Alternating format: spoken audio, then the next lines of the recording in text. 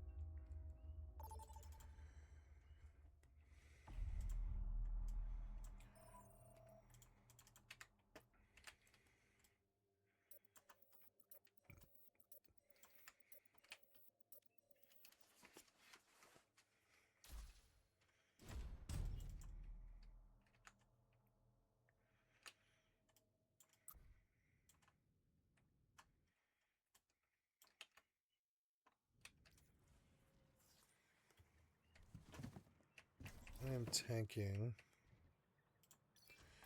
I have to try and play a Winston.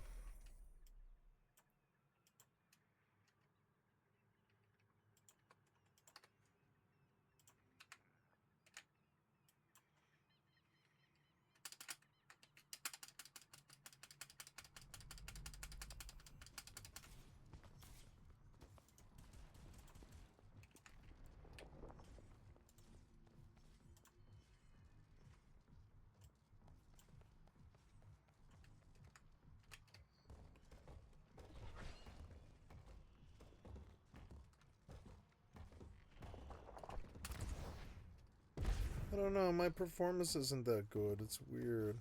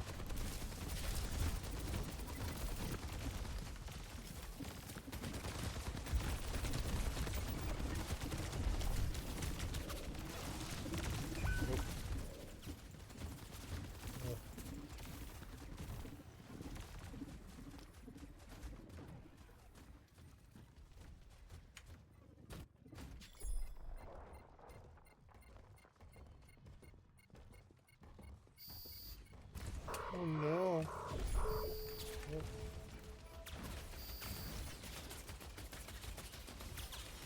Oh.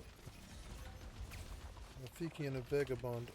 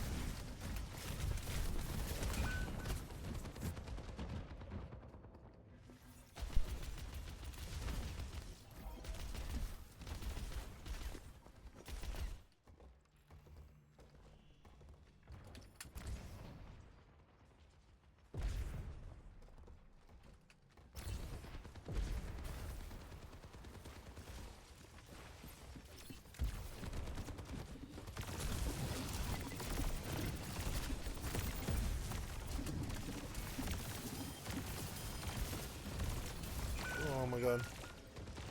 Hi kitty, you wanna come to my lap?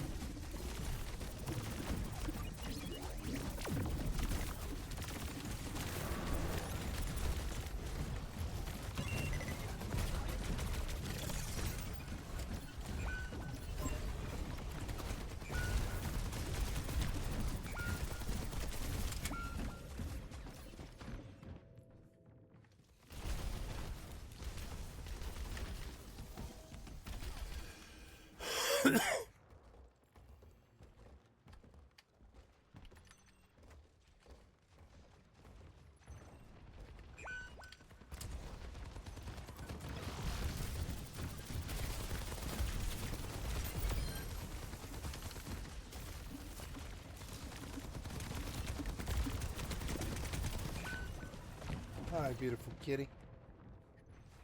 I love you. I love you, kitty.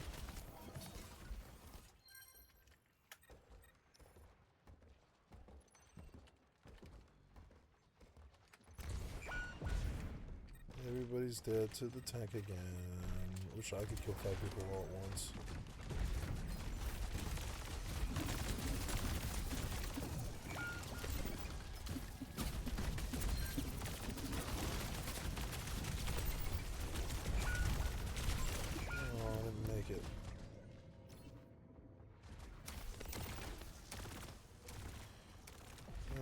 almost to my ult.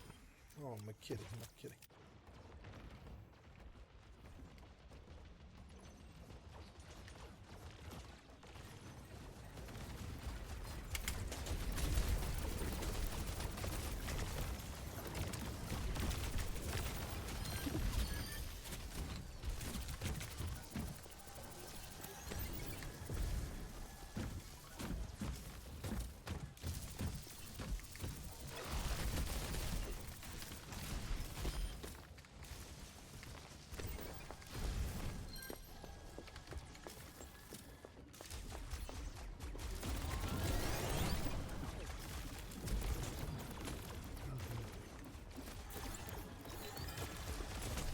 Oh, kitty, don't scratch me.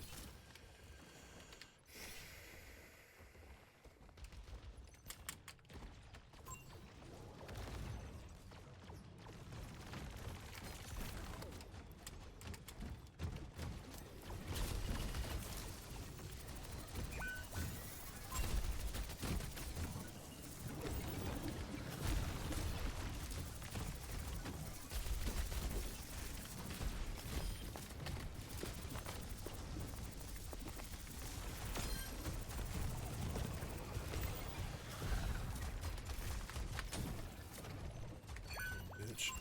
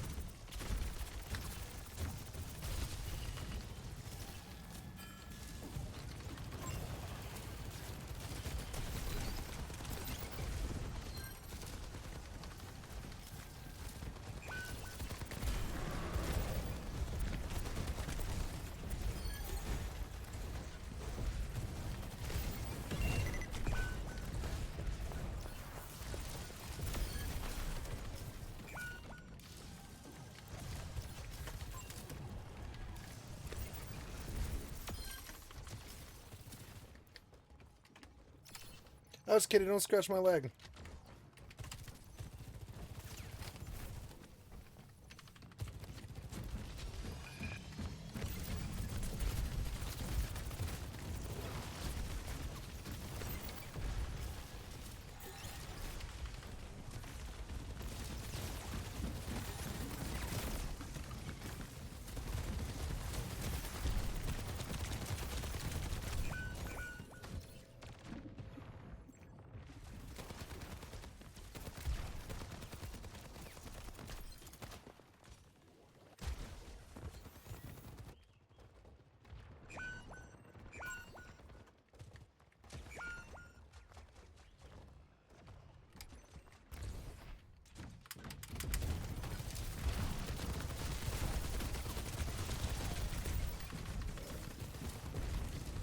Oh my god.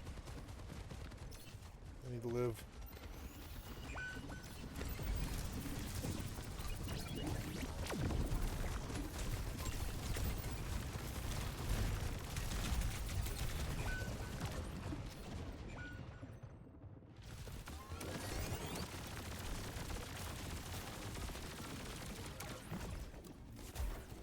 Fucking healer just dumped into me and we lost.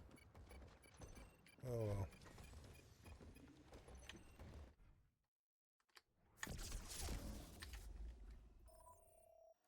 11,000 mit. Triple what he got. Am I dead? Yeah, he just potted me here, did he? Shithead. Well, he didn't pop the container, did he?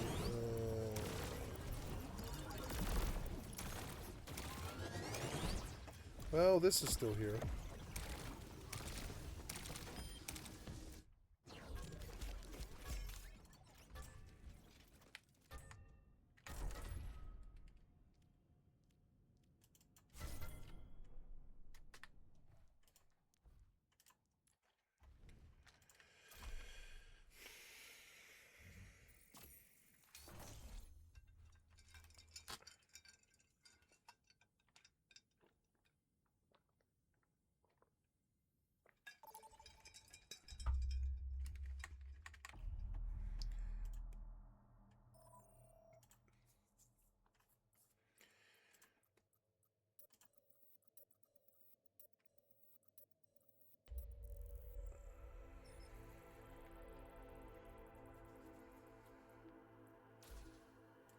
Make America healthy again. Maha. Have you ever heard of that? You ever heard that going around the logo, just perforating inside of your brain and mind? That's actually leaking outside of my ears right now. I have a parasite in my stomach right now because I ate some lettuce. Yes, now you're probably wondering to yourself, what? There's a parasite going around? Yes, actually. There's a parasite going around, and I didn't know that there was a parasite in Michigan going on, and it kind of messed me up. There's a parasite outbreak. It makes you have all this stuff. I think it's, let me show you what it's called. It's called cyclopariasis outbreak hitting more than half of the U.S. states 22 hours ago. Now, this is very interesting. We don't know what's causing it. All that I know is that I've been on the toilet for 8 hours. Now, I almost went dehydrated. If my wife didn't bring me Gatorade, I would have been cooked. It would have been over with. I was on the toilet dying. It was horrifying. It has been detected in 31 states. Now, it's in fresh produce and fruits, and I'm giving you this warning. And the reason I'm telling you this is because this is a direct causation of Maha. Yes. Now, you're probably wondering, what are you talking about? Well, let me explain what I said a year ago in the video when I said that Trump was getting rid of, it was exactly this article I was reading. Trump fires Inspector General who oversees food and farm agencies. This was really important because this person had been with them for 22 years because this is exactly what happened. Without warning, President Trump fired at least a dozen Inspector Generals last night, several of whom oversee agencies that implement food and farm policies. Inspector Generals run independent offices tasked with promoting efficiency and preventing waste, fraud, and abuse. Federal law requires presidents to give Congress 30 days notice and an explanation reason when firing them. Those fired included HHS Inspector Christy Grimm, who was appointed by President Biden, EPA Inspector Sean O'Donnell, who was appointed by Trump during his first term, and USDA Inspector Phyllis Funk, who was nominated by President George W. Bush, who had been on the job for more than 2 decades. Now, all these people were very important because they had legacy and they had time to care about things. I think this is a job that shouldn't really go away for if you are in it, because there are things in this trade, because it's a specific trade, that you learn throughout the trade. It's like an electrician or a plumber. These are things that you gain more experience the better you get at it. Trump defends the decision, while top Democrats in office sent him a letter pointing to a law's requirements and urging him to withdraw your unlawful action and comply with your obligations to the American people. Because this was illegal, by the way. I want to point this out. What he did was illegal. He did something illegal, and it still went through because what are you going to do?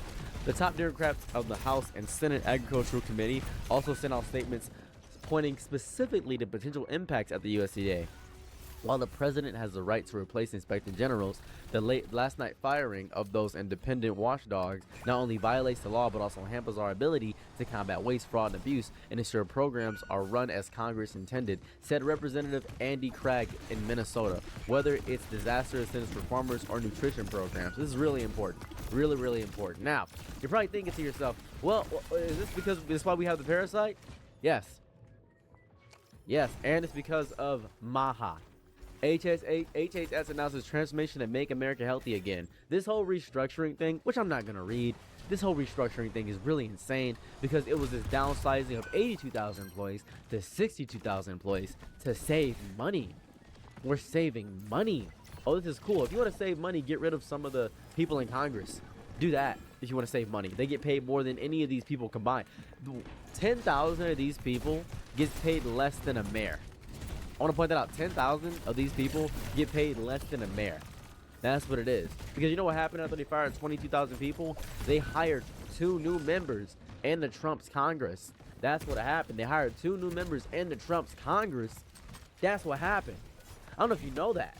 I don't know if you know that that's what happened. This is stupid. This is such a dumb thing. And I said this a year ago. And everybody was saying, "Oh, don't worry. It's just who cares about food and safety regulations?" I do.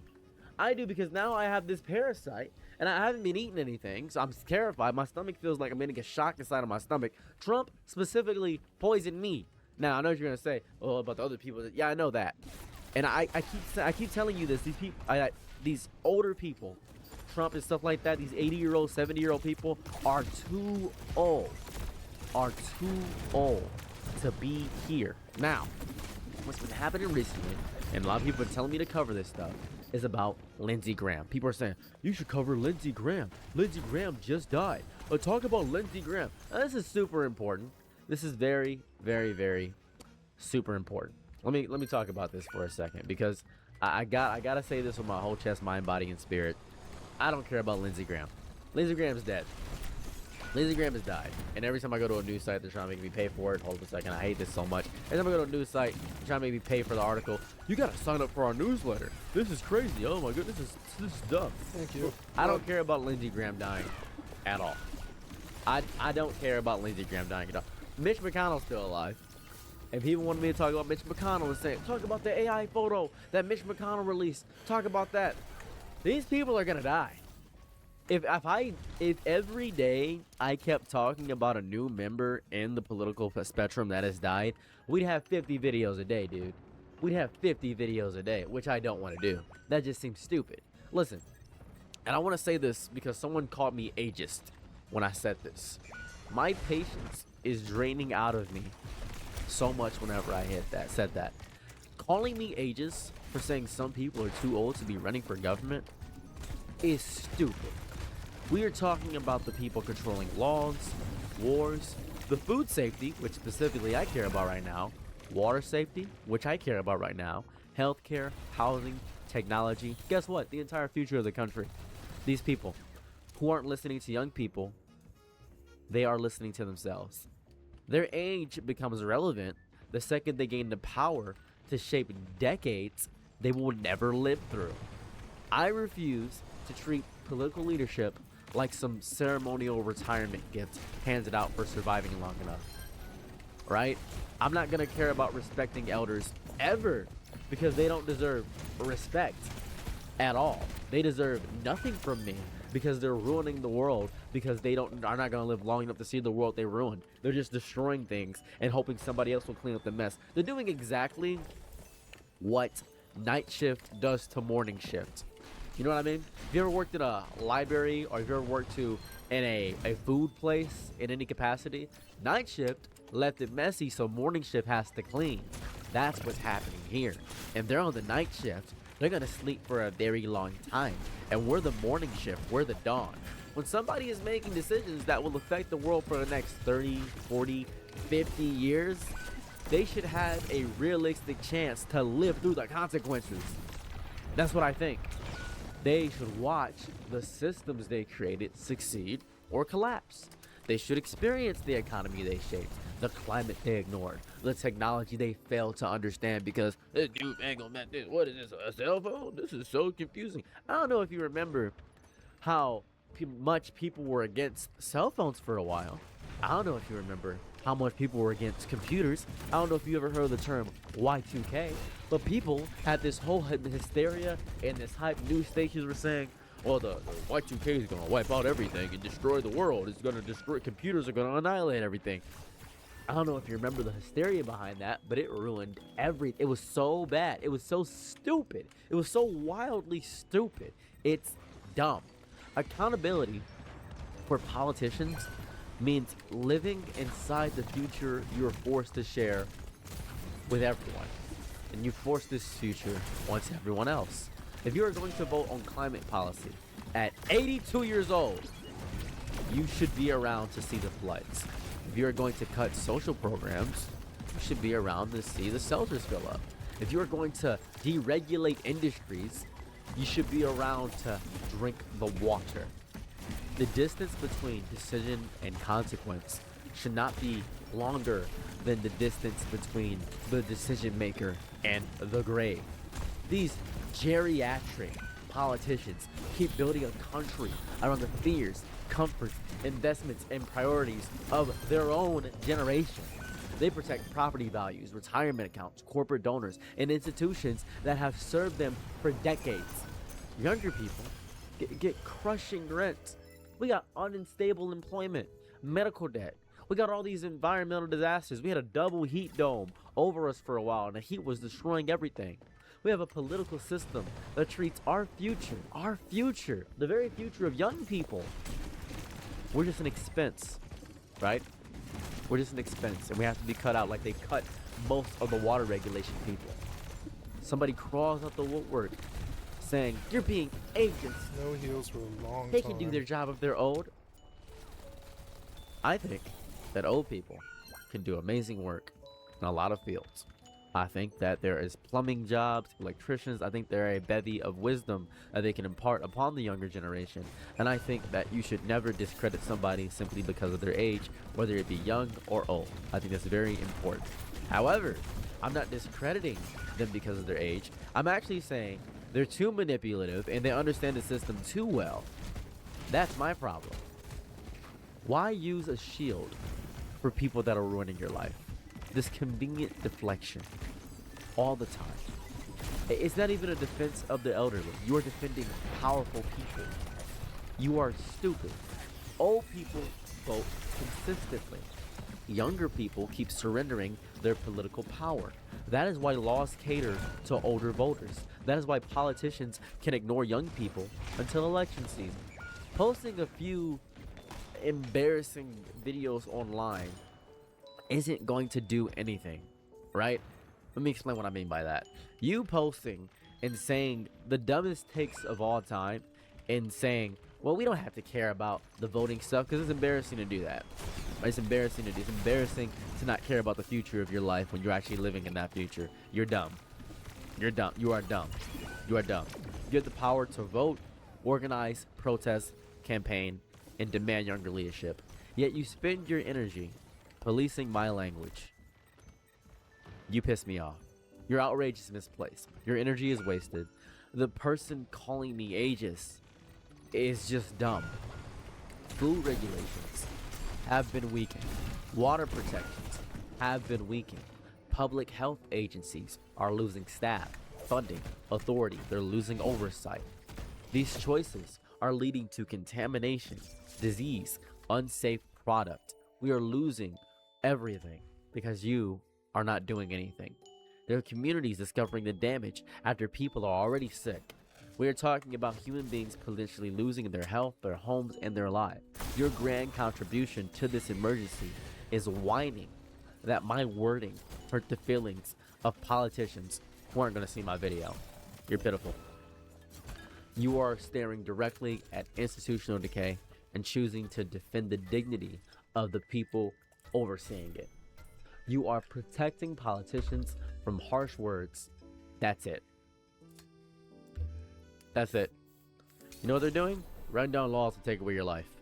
You are demanding gentleness from ordinary people and demanding nothing from leaders with the power to poison an entire generation through neglect, deregulation, corruption, and cowardice. I do not care that acknowledging age makes you uncomfortable. Sorry, Kitty, I got Cognitive health matters. Physical stamina matters. Technological literacy matters. Generational perspective matters. The ability to understand modern life matters. I'm obviously not going to judge a fish by its ability to climb a tree. I'm not stupid. I know that. There are certain things old people can do. But political offices should have standards beyond, I don't know, name recognition, donor connections, party loyalty, just refusal to retire. I don't know. Nobody is owed control over the future simply because they have occupied a seat for 40 years. The world has changed. The world keeps changing. Stop saying this ageist garbage.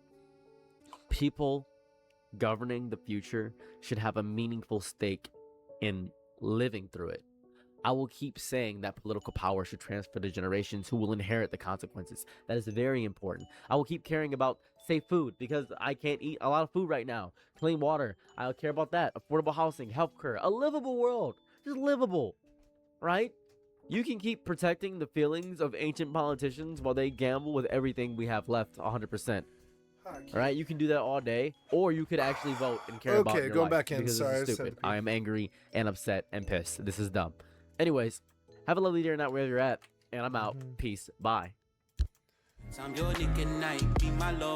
pause for a minute and deal with this this crate that I'm waiting for. Your world, I love to live in it. I love the ride when you're free.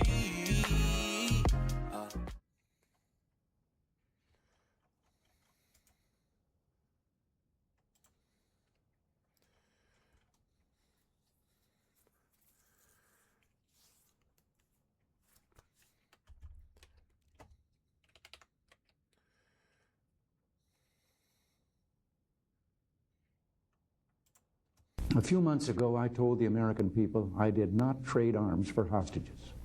My heart and my best intentions still tell me that's true.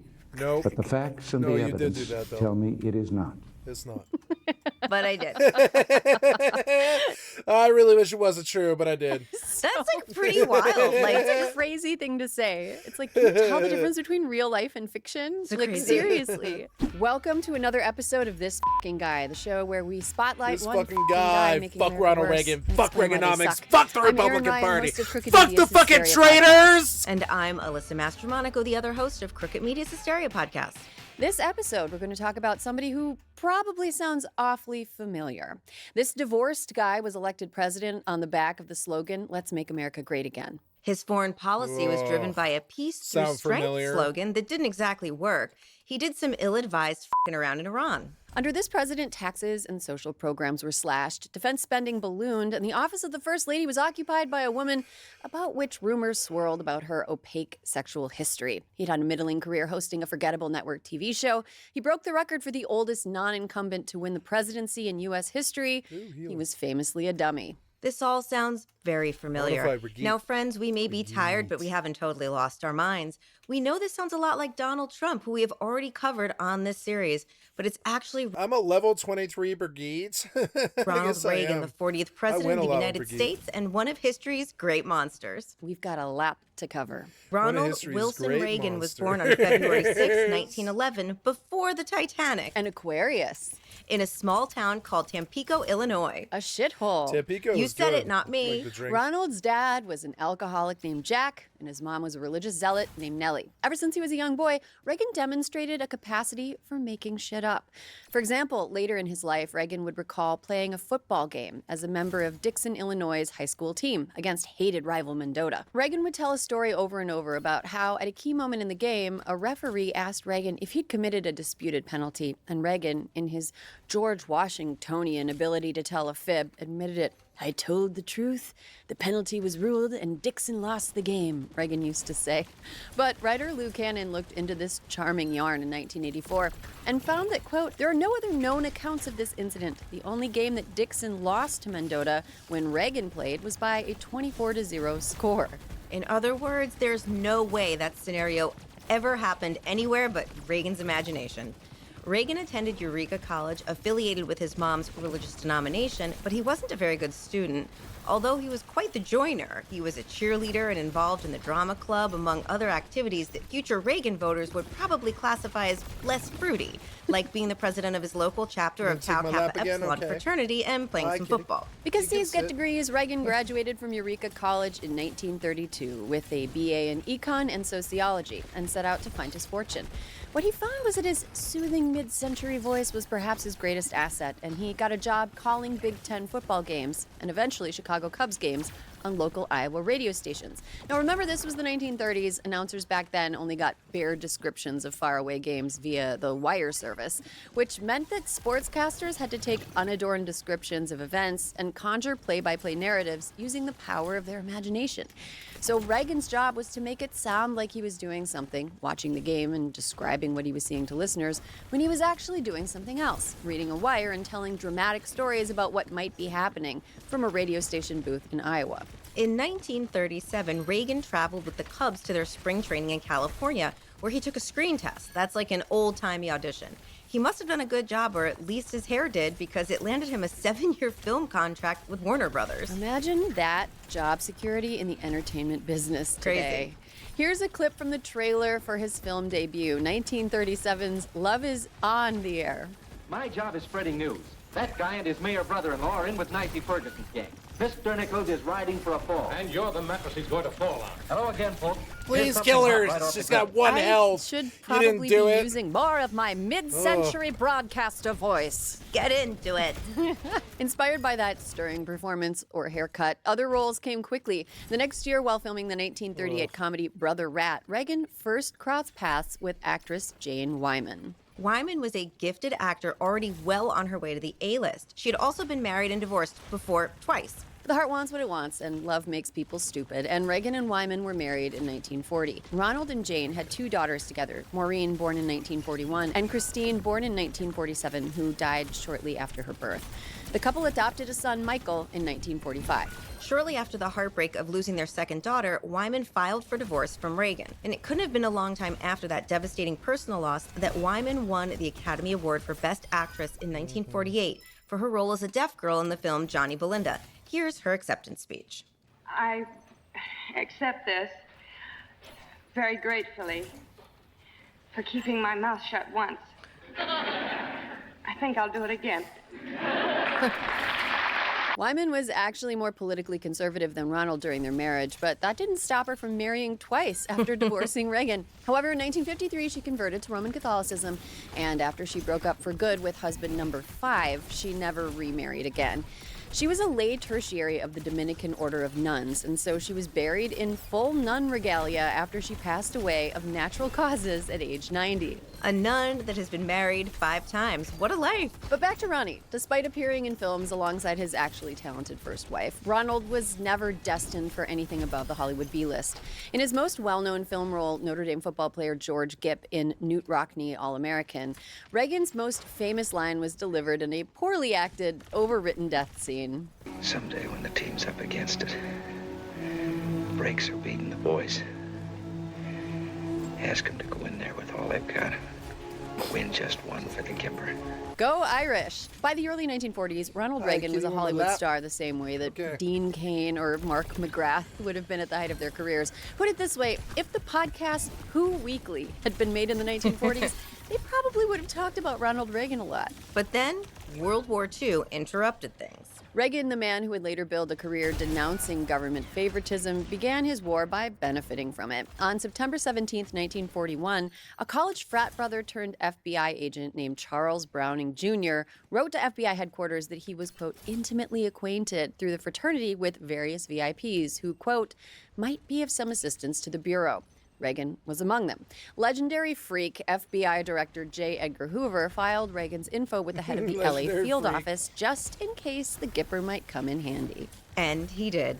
That fall, Reagan was working on the biggest film of his career, the $1 million Warner Brothers production Kings Row, and negotiating a contract that would nearly triple his salary when he learned he would have to report for military service. Perhaps the second worst thing that Hitler did was interrupt Ronald Reagan's movie career and steer him toward politics. According to the historian Stephen Vaughn, Reagan received special treatment to avoid combat. His studio, Warner Brothers, first requested a deferment on the grounds that losing him would cost them a lot of money. When that failed, Jack Warner turned to William Guthrie, the studio's liaison to the military. Guthrie had lasted only 2 years at the FBI before being dismissed in 1920, quote, because of conduct unbecoming an agent, with an internal inquiry concluding he was, quote, entirely dishonest, had used his position to further his own ends, and was, quote, not above accepting gratuities or graft. In other words, a total slimeball. Guthrie's solution to Reagan's active duty problem was to have the studio dispatch a retired officer who was friendly with the general in charge of the Presidio Army base in San Francisco and lobby him directly for Reagan's deferment. It worked. Reagan's call to duty was put off at least twice until April 19, 1942. When he finally reported, it was to the Cavalry Reserve at Fort Mason in the Presidio, where his poor eyesight made him eligible only for limited stateside service. Behind the scenes, Warner and Guthrie had persuaded the Army Air Corps to set up a dedicated movie detail, and so the first motion picture unit was established in Culver City, California. According to Reagan's own military records, Guthrie arranged Reagan's quick transfer into the unit. For the rest of the war, Reagan narrated and appeared in films promoting the Air Corps, recruiting enlistees, and training men for combat he would never see, while also helping produce newsreels for movie theaters. He was promoted to captain. Captain Pretend. This is an American air base in East Anglia, on the east coast of England. One of many such bases from which American fighter planes swarmed up into battle against the German Air Force. Planes known as the P-47, the Thunderbolt. A fast, tough, high-altitude fighter with a dive like its name. By the end of the Second World War, Reagan had ingratiated himself to the FBI. You see, while Ronald was cranking out over 400 American propaganda films seen by millions, behind the scenes, he was building his snitch resume. In 1945, after his Army Air Corps basketball team played the FBI's team at the Elks Club, that is so mid-century, Reagan drove home with agent H. Rex Ellis and passed along goss tailored to Director Hoover's interests, a secondhand claim that New York Governor Thomas Dewey, while running for president, had vowed that if elected, there would not be enough jails for the people he intended to imprison, and that Hoover would be among the first. The special agent in charge in L.A. forwarded the item to Hoover in a report that described Reagan in flattering terms, noting he was, of course, a captain in the U.S. Army, and had said he would certainly be inclined to side with Hoover. Captain Pretend. When the war wound down, Reagan skated out of military service on the same Zambonied ice that he'd skated in on. In the fall of 1945, Guthrie arranged his prompt discharge, returning him to civilian life and a salary of $3,500 a week, which is about $65,163 in 2026 money. Reagan had fought the entire war from about 20 minutes from his Beverly Hills house. As the Cold War set in, Director Hoover sunk even further into his paranoia. He became obsessed with the idea of a Kremlin-directed plot to take control of Hollywood and turn the world's largest film industry into a Soviet op. Even before the war ended, Hoover opened an inquiry codenamed COMPIC. That's Communist Infiltration of the Motion Picture Industry, if you're nasty, aimed at gauging communist activity in the film unions and among screenwriters, actors, directors, executives, and what one FBI report called the so-called intellectuals in general. Reagan soon turned up in the reporting. Alongside Reagan, the report listed 2 Democratic congressmen, the writer Carey McWilliams, and the actors Gregory Peck and Edward G. Robinson. Reagan had also lent his name to a committee dinner at the Roosevelt Hotel in New York, as had Paul Robeson, the vocally anti-racist singer and actor who openly admired the USSR. Why was Ronald suspected of communism simply by attending a dinner with a communism appreciator? Well, Alyssa, domino theory dictates that if you eat dinner next to a Soviet sympathizer, you can catch communism. It's like measles. As COMPIC intensified, Hoover told his LA agents to cultivate more Hollywood informers. And guess who was perfect for the part? This fucking guy. Reviewing their files, the agents found Reagan doubly useful, well placed inside the allegedly suspicious organizations like the Hollywood Independent Citizens Committee of the Arts, Sciences, and Professions, or HICASP. Reagan also had a good rep with the Bureau due to the 1945 Dewey tip. It didn't hurt that Reagan's brother, Neil Moon Reagan, who was working at the McCann Erickson ad agency, was also an FBI snitch. Snitching is the family business. Moon Reagan was serving as an informer in the Bureau's investigation of alleged communist infiltration of radio and television, logged as confidential informant T36. Ronnie's confidential informant number was T10. By the time he wrote his 1990 memoir, In American Life, sorry, I love doing this impression, Ronald Reagan had finessed the story of how he became a slut for the FBI as reluctant patriotism. The agents, he wrote, confided that communists were trying to wrest control of the Hollywood workforce and shape the content of films. So naturally, when feds asked whether they could meet with him periodically, he said, of course they could. What patriot wouldn't? Hug that flag tight. His cooperation extended to handling the records of an organization he belonged to. Before quitting Hickass, Reagan absconded with some of its internal documents. Hickass's 1946 minutes, according to Bureau records, subsequently made their way into the FBI's possession. By the fall of 1946, Reagan, who is now an officer of the Screen Actors Guild, had thrown himself into what he viewed as a fight against an international communist conspiracy in Hollywood. This was around when there was a big debate over whether SAG members should back the Conference of Studio Unions, or CSU, which was striking on behalf of movie set builders for better wages and working conditions. Although the National Labor Relations Board had recognized the CSU, Reagan and his fellow directors concluded the union was merely waging a jurisdictional turf war with rival IATSE. Coincidentally, IATSE was headed by Roy Brewer, one of Hollywood's most strident anti-communists. When SAG convened at the old Hollywood Legion Stadium, Reagan delivered the board's recommendation against supporting the CSU strike. The meeting boiled over with more drama than the Vanderpump Rules reunion after Scandival. Katharine Hepburn and Edward G. Robinson argued for backing the strike, and the actor Alexander Knox rose to deliver a mean parody of Reagan's remarks. Eventually, however, the Actors Guild voted overwhelmingly to not join the strike. The strike was sporadically violent over its many months and produced what was then the largest mass arrest in California history, 700 people detained for violating a court order capping the number of picketers. Rick Perlstein in The Invisible Bridge argued that Reagan's maneuvering gave cover to the studio's campaign to break the more radical of the two unions, handing SAG liberals who didn't want to strike a story that turned them into moral innocents instead of scabs. Reagan won a special election to become the president of the Screen Actors Guild in 1947. Which brings us back to him and Jane Wyman. On April 10th, the FBI interviewed Reagan, and he and Wyman handed over the names of the actors they suspected of communist sympathies. But 6 months later, on October 23, 1947, in open testimony before the House Un-American Activities Committee, or HUAC, Reagan not only didn't name names, he pretended he had no way of knowing who the communists were in Hollywood. We have done a pretty good job in our business of keeping those people's activities curtailed. After all, we must legally recognize them at the present as a political party. On that basis, we have exposed their lies when we came across them. We have been eminently successful in preventing them from their usual tactic of trying to run a majority of an organization with a well-organized minority. For context, the House Un-American Activities Committee was established as a standing committee of the House of Representatives in 1938. It was ostensibly created to investigate subversion, but in practice it functioned as a cudgel against people critical of the actions of the American government by creating an atmosphere of fear and paranoia. HUAC was the original cancel culture, a body that could weaponize accusations of being un-American to destroy people's lives and careers. Most of its focus was on the left, as evidenced by its infamous 1947 and 1951 Hollywood hearings, where it hauled writers, actors, and directors before cameras and demanded they confess their politics and tattle on their friends. Ever heard the phrase, "Are you now or have you ever been a member of the Communist Party?" HUAC is where that came from. In HUAC's defense, at least for all the havoc it wreaked and distrust it sowed and careers it ruined, it produced no useful legislation and few actual spies. So, that's a little solace. Anyway, just to review, Ronald Reagan told the committee 6 months after turning over a list of people's names that there was no way he could possibly know the names of subversives working in Hollywood. Classy. Classy and brave. You really can tell he fought World War II from Culver City. Reagan also probably directed the SAG executive director to name 54 more alleged subversives in Hollywood. One of them was a character actor named J. Edward Bromberg, who was forced to testify before HUAC despite his complaints that he had a bad heart.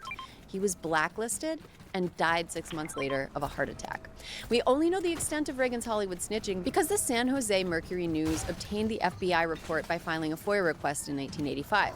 What we don't know is the 8 names Reagan and Wyman gave, because all of them were blacked out. Amid the tumult of his snitching, running SAG, and getting divorced, in 1949, Reagan met a young, aspiring actress named Nancy Davis. Davis, like Reagan, was an actor of middling talent and quixotic ambition. She'd ended up on a Hollywood blacklist due to some kind of clerical error and was told Ronnie was the one to see to fix it. And, well, the rest is history. Nancy had been born Anne Frances Robbins in 1921, although for most of her life, She lied about her age and said she was born in 1923. Classic Nancy. Nancy's mom was a stage actress who chose the stage over Nancy's biological father. Thanks to her mother's theater connections, Nancy's godmother was an avant-garde actress named Alla Nazimova, one of the most influential and important figures in what's now known as Sapphic Hollywood. She was privately bisexual, and many of her films explored feminism and queerness. She was truly a pioneer ahead of her time. So Nancy Reagan has no excuse for turning out as lame as she turned out. She was handed the keys to the cool kingdom and said, you know what? I want to hang out with Ronald Reagan and yell at children about drugs instead. Eventually, Nancy's mom remarried, this time to a wealthy neurosurgeon who moved the family to Chicago. As a result, Nancy grew up rubbing elbows with other rich kids and the occasional celebrity her mom knew. Unlike communism, talent is not contagious. And Nancy Davis, as much as she wanted to follow in her talented mother's footsteps, was not a talented actor. Here's the future Mrs. Reagan showing off her chops in The Next Voice You Hear. It was a kind of a funny thing on the radio just now. There was a kind of a funny, empty sound. And then a voice said, "This is God. I'll be with you for the next few days." What? A voice said, "This is God. I'll be with you for the next few days."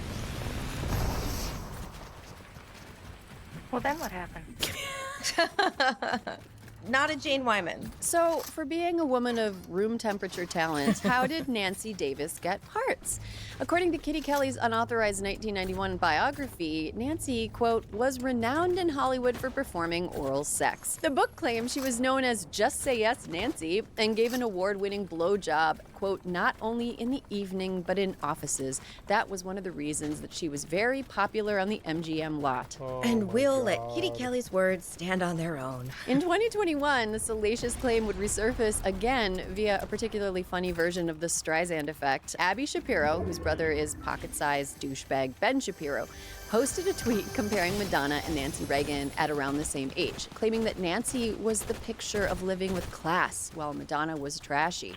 Now, this was the perfect alley-oop to another Twitter user who resurfaced an excerpt from a 1998 Village Voice article repeating the chicken head rumor from the disputed Kelly book. One thing led to another, the interneted, and that's how Nancy Reagan's throat goat became a trending topic on Twitter years after the former First Lady's death. Anyway, Ronald and Nancy fell in love somehow. They were married in March 1952 and had 2 children, Patty in October 1952 and Ron in May 1958. By this point in his career, Reagan was never going to be bankable as a movie star, so he went slumming on television.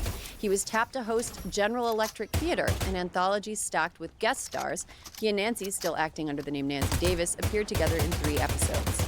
Oh, hot. Oh, it's not. Oh, but delicious. Well, it's the easiest meal to make. My electric servants do everything. Well, that's part of living better electrically. The English muffins. My new toaster toasted them. Then I sprinkled on some grated cheese and put them in the toaster oven down here, and that melted the cheese. Wow. She could even melt cheese. What can't she do? After General Electric Theater's cancellation in 1965, Reagan picked up the reins of another show, Death Valley Days. In a remarkable act of synergy, Death Valley Days told on Western-themed stories that took place mostly in the area in and around Death Valley, where Borax is mined. Death Valley Days gave soft-handed boy Ronald Reagan a chance to burnish his cowboy credentials, which came in handy when he decided to audition for the role of cowboy president. Now, it's important to remember here that the FBI was not done with Reagan at all. Author Seth Rosenfeld, in his excellent 2012 book Subversives, revealed the extent to which Reagan, the politician, could not have existed without meddling from the feds. He and J. Edgar Hoover were constantly jerking each other off, metaphorically, as far as we know. In 1960, Reagan had them check on his daughter Maureen, who was rumored to be shacking up with a married man. Extremely cool and normal. And according to Rosenfeld, in January of 1965, FBI agents were close to arresting a mobster named Joe Banana. Mid-century American mobsters had the best nicknames. You do have to hand it to them. Yes, you do. Credit where it's due. So Joe Bananas was about to get arrested, but the agents circling him discovered that the gangster's shithead teen son had been doing some hell-raising with the shithead teen son of an important informant who had political aspirations. Codename T10, a.k.a. Ronald Wilson Reagan. J. Edgar Hoover himself intervened and told the agents that they should warn Ronald Reagan instead of using Reagan's son to get to Banana, in the interest of not derailing T10's career. The FBI never did nab Joe Bananas. Martin Scorsese could really have punched that story up. But now, the political pivot. Reagan had been a lifelong New Deal Democrat, but he drifted right during his years hosting General Electric Theater. Part of his contract with the sponsor company required him to tour GE plants and hang out with the hoi polloi, and his talks to the working masses grew steadily more anti-government and anti-tax. Reagan re-registered as a Republican in 1962. His real launchpad was a single televised address, A Time to Choose You, delivered on October 27, 1964, for Barry Goldwater's collapsing presidential bid. One side in this campaign has been telling us that the issues of this election are the maintenance of peace and prosperity. The line has been used, we've never had it so good. But I have an uncomfortable feeling that this prosperity isn't something on which we can base our hopes for the future. No nation in history has ever survived the tax burden that reached a third of its national income. Today, 37 cents out of every dollar earned in this country is the tax collector's share. And yet our government continues to spend $17 million a day more than the government takes in. We've raised our debt limit 3 times in the last 12 months. And now our national debt is 1.5 times bigger than all the combined debts of all the nations of the world. And I'm gonna make it worse. I mean, you know, the speech thrilled audiences. I guess people were bored in the early 1960s. And out of Goldwater's landslide defeat, it left Reagan as the conservative movement's most marketable new face. A gaggle of wealthy Southern California businessmen, the friends of Ronald Reagan, promptly formed to recruit and fund him, hired a PR firm to run the campaign, and brought in 2 behavioral scientists to school him on policy and teach him how to fend off attacks about his lack of experience. Having J. Edgar Hoover in his corner was nothing to sneeze at, but Reagan's political career was also helped along by serendipitous social changes. By 1966, California's white middle class was unnerved by the televised chaos of the previous decade. The free speech movement and student radicalism at Berkeley, the deadly Watts riots of August 1965, rising crime and taxes, and resentment of fair housing law. In other words, the whites were scared. And nothing good happens when the whites are scared. Reagan's campaign's tenor fused superficial optimism with cultural grievance. Reagan presented himself as just an ordinary California guy running against career politicians and bloated bureaucracy, a nice bit of political jujitsu that turned his paper-thin resume into his strength. Real Spencer Pratt. Californians craved a phony who was telling them that things were the way they wished they were instead of the way that they actually were, and Reagan was just that phony. Genial, intelligenic on the surface, he was a master of the dog whistle back before the dog whistle had turned into a bullhorn. He vowed to clean up the mess at Berkeley, hammered welfare, waste, and law and order, and played on anxieties about disorder and race without saying so outright. Hysteria is brought to you by Helix. I didn't believe a mattress could make that much of a difference until I got my Helix Midnight Luxe mattress. It perfectly matches my specific sleep needs with zoned lumbar support. You have no idea how important that is as you get older, to help relieve aches and pains. And the memory foam is 4 times denser than typical mattress foam. It is the perfect model for me, and guess how I know that? The Helix Sleep Quiz. That's right, takes just a couple minutes, helps you sort through over 20 models to find my match. Now, whenever I have to sleep in a hotel, I miss my Helix. It's so bad. I have had my Midnight Luxe, I think it's probably 5 years at this point. I noticed the change immediately. It's like, you know when you have your bed and you like create your indentation in it because the support's not that good, and then you get into bed and you kind of like roll into your indentation? That does not happen. And because that does not happen, it is because you are getting the support that you deserve from your mattress, which gives you better sleep. For me, I was having like intermittent shoulder pain. I was having some issues with my lower back and my hip flexors. And for the most part, if I am sleeping on my Helix, I wake up kind of just ready to go and not reaching for my bottle of Tylenol. When you choose Helix, you get some serious perks. Free shipping and seamless delivery. Helix delivers your mattress right to your door with free shipping in the USA, a 120-night sleep trial and lifetime limited warranty, and the Happy with Helix guarantee. You can rest easy with seamless returns and exchanges. The Happy with Helix guarantee offers a risk-free, customer-first experience designed to ensure you're completely satisfied with your new mattress. Helix is the most awarded mattress brand, tested and reviewed by experts like Forbes and Wired. Go to helixsleep.com/guy for 20% off site-wide, 25% off luxe mattresses, and 30% off elite mattresses. That's helix.com/guy for 20% off site-wide, 25% off luxe mattresses, and 30% off elite mattresses. helixsleep.com/guy. This episode is brought to you by Simply Safe. In the US, there's a break-in every 26 seconds. That means somewhere, right now, an intruder is getting closer. The problem is most security systems only alert you after the break-in has already started, and that's too late. That's why Simply Safe is a great choice to secure your home. Using the Outdoor Camera Series 2 and advanced AI alerts, Simply Safe's US-based live agents identify threats on your property and help deter them, stopping crime before it starts. That's the real peace of mind. Erin just got her Simply Safe. She says it's a total game changer. She has peace of mind knowing she'll be alerted if anything happens while she's away from home for a couple of days. She says the setup was also a breeze. Very easy instructions, super clear, and it only ended up taking her 30 minutes. Easily customize a system that's right for your home at simplysafe.com, and it ships to your door in just a few days. With app-guided setup and no drilling required, how great is that? You can install and arm your system in under an hour. No need to wait around for a technician appointment.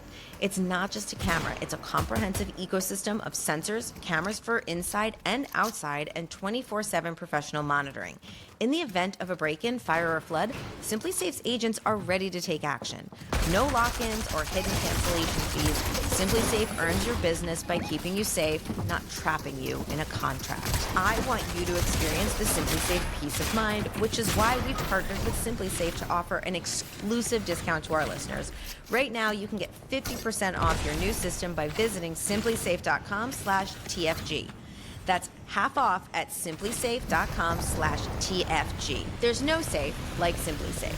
Now, Reagan had some skeletons in his closet due to the fact that he was a rat that the FBI used like its own personal errand boy for petty revenge. Luckily, Hoover's FBI was pretty good at keeping skeletons buried. Reagan lied by omission on a form containing a list of his group membership. Lying on said form was a felony. The FBI helped him cover it up. California's incumbent Democratic Governor Pat Brown ran an ad attacking Reagan wherein he reminded school children that an actor had shot Lincoln, but it read as petty and backfired, which tracks. I love that so much. You know, an actor. They shoot presidents. Okay. Dangerous. On November 8th, 1966, Reagan won the California governor's race by nearly 1 million votes, roughly 58 to 42%, and took office in January 1967. Proving the template, phony-ass optimism that forms the bright candy shell around a molten interior of piss and vinegar that would carry him to the White House 14 years later. Once in office, Reagan tackled the most urgent issue to regular Californians. Lowering taxes? Nope. Decreasing the crime rate? Nope. Bringing good jobs to the state? Bzz. No, Alyssa. Obviously, it was getting University of California President Clark Kerr fired. Now, throughout his campaign for governor, Reagan had been fixated on UC Berkeley. He called UC Berkeley's campus a haven for communist sympathizers, protesters, and sex deviants, and recounted sexual orgies so vile I cannot describe them to you. He likened protesters to the Viet Cong and Hitler's stormtroopers and accused professors of turning universities into staging areas for insurrection. So good. This is puzzling because, like, what? Why would Ronald Reagan, a California transplant who had attended college in Illinois, have his tighty whities in such a twist over the president of the UC system? Unless the real grudge wasn't Reagan's, it was J. Edgar Hoover's. Hoover's grudge with Kerr had solidified when in 1959 the UC system application contained the essay question, what are the dangers to a democracy of a national police organization like the FBI, which operates secretly and is unresponsive to public criticism? In response, Hoover demonstrated exactly what those dangers were. In 1960, the Bureau escalated from spying to active sabotage. FBI officials mounted a covert campaign to turn public opinion against the university and embarrass officials by planting negative news stories and arranging for conservative allies to complain to the regents. An AstroTurf campaign like a brick-and-mortar Gamergate. In late 1964, President Lyndon B. Johnson picked Kerr to become Secretary of Health, Education, and Welfare, and Hoover killed it. The FBI misled Johnson by sending the White House allegations smearing Kerr and 2 of his staff members, even though the Bureau had investigated the claims and knew they were false. The nomination was withdrawn. Hoover kept up his psychotic campaign of surveillance and sabotage through Reagan's campaign. In 1966, Reagan met with UC Berkeley staff and faculty who were also informants. They briefed him about communist efforts to influence the students and argued that Kerr's removal was vital to the university's future. Meanwhile, Hoover, working the other end, ordered his agents to leak information to members of the Board of Regents to convince them that Kerr was not being tough enough on student protesters and had to be shit-canned. Reagan was sworn in January 2nd, 1967. He immediately stacked the university's Board of Regents with sycophants, and weeks later, Kerr was forced out. Fun fact, among those sycophantic board members voting to fire Kerr was Regent H.R. Bob Haldeman, the Watergate guy. Wow, it's a small world after all. So why do we know all this? In 1991, U.S. District Judge Marilyn Hall Patel ruled the FBI had been spying on campus protest groups at Berkeley and that the Bureau had investigated Kerr unlawfully. The files themselves... Oh, yeah, 2 in a row, baby. I got one last night, and I got one now. I've been winning. ...were released in 2002 after a 15-year legal battle the FBI fought up toward the Supreme Court. Kerr hadn't even seen his own FBI file, and when author Seth Rosenfeld showed it to him, he was shocked. He had no idea. Was Reagan a straight shooter? No. But was Reagan a good fiscal mind? Also no. Reagan had run against government bloat, but when he took office, he faced quite a pickle. Which means rich people steal and you at the bottom get nothing. How do I pay all these bills without making more money? Turns out the way the government gets more money is to take more money, and in 1967, he signed the largest tax increase in the history of any state to that point. And over his 2 terms in office, California's budget more than doubled from $4.6 billion to a cool $10.2 billion. Hardly a picture of fiscal conservatism. In 1967, the future white knight of the nascent pro-life movement signed the Therapeutic Abortion Act into law. The law basically made abortion legal in California years before Roe v. Wade would legalize it nationally. You know what? Ronald Reagan also did no-fault divorce. California's first state in the country to allow no-fault divorce, a real feminist. Late in 1967, columnist Drew Pearson published a column alleging a homosexual ring operating in the governor's office.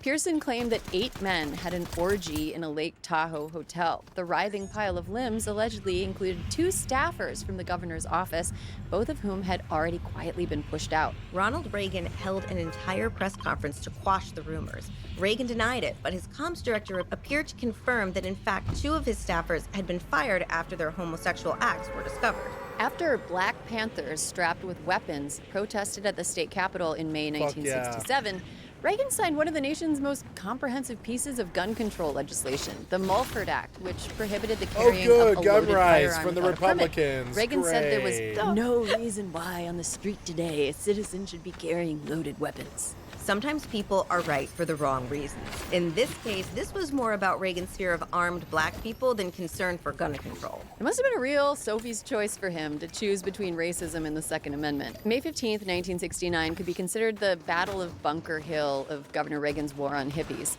Reagan pressured his old nemesis, UC Berkeley, to fence off a community park that was slated for development, and police ended up firing on protesters and bystanders.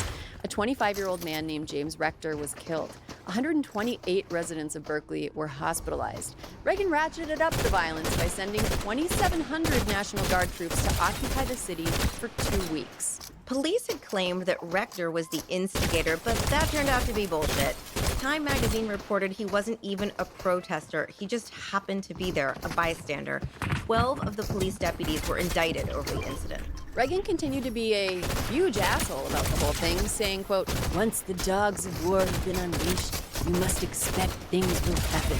Unless your FBI agent buddy can get you out of it by inventing a special movie division where you only pretend to fight in war. In showbiz, the dogs of war can be added in post. Now, let's talk about how Ronald Reagan helped create America's current homelessness problem. California had already kicked more than half of the patients out of state mental health care facilities by the time Reagan took office. But in 1967, Reagan signed the Lanterman-Petrus Short Act, or LPS. At the time, its proponents opponents fancied it a landmark piece of civil liberties legislation protecting people from involuntary hospitalization. In practice, the act made it more difficult for mental health patients to receive care. Within a few years, California's state-run hospitals were virtually empty. The emptying of state-run mental health care facilities created a money-making opportunity for terrible people, care homes. And even more luckily, Ronald Reagan knew some terrible people who wanted to get in on the ground floor. One chain of these for-profit care centers called Beverly Enterprises owned 38 facilities. In an almost supernatural coincidence, 5 of its board members were active Ronald Reagan fundraisers and donors. Wow. Care homes could be nightmarish places. Many were overcrowded, dirty, unregulated, and clustered in crime-ridden neighborhoods. Patients would be kicked out when their symptoms became unmanageable and end up on the street. Others would leave willingly due to the horrible conditions and also end up on the street. And because of where the facilities were located, patients who left care homes were vulnerable to violence and exploitation. Now that it was so difficult for mentally ill people to get hospitalized, police would use arrest as a backdoor to get people off the streets. Reagan signing LPS essentially created a system where mental illness was criminalized because jail was the only place sick people had to go. By the mid-1970s, some assessments found that around 1 in 20 inmates in California were psychotic.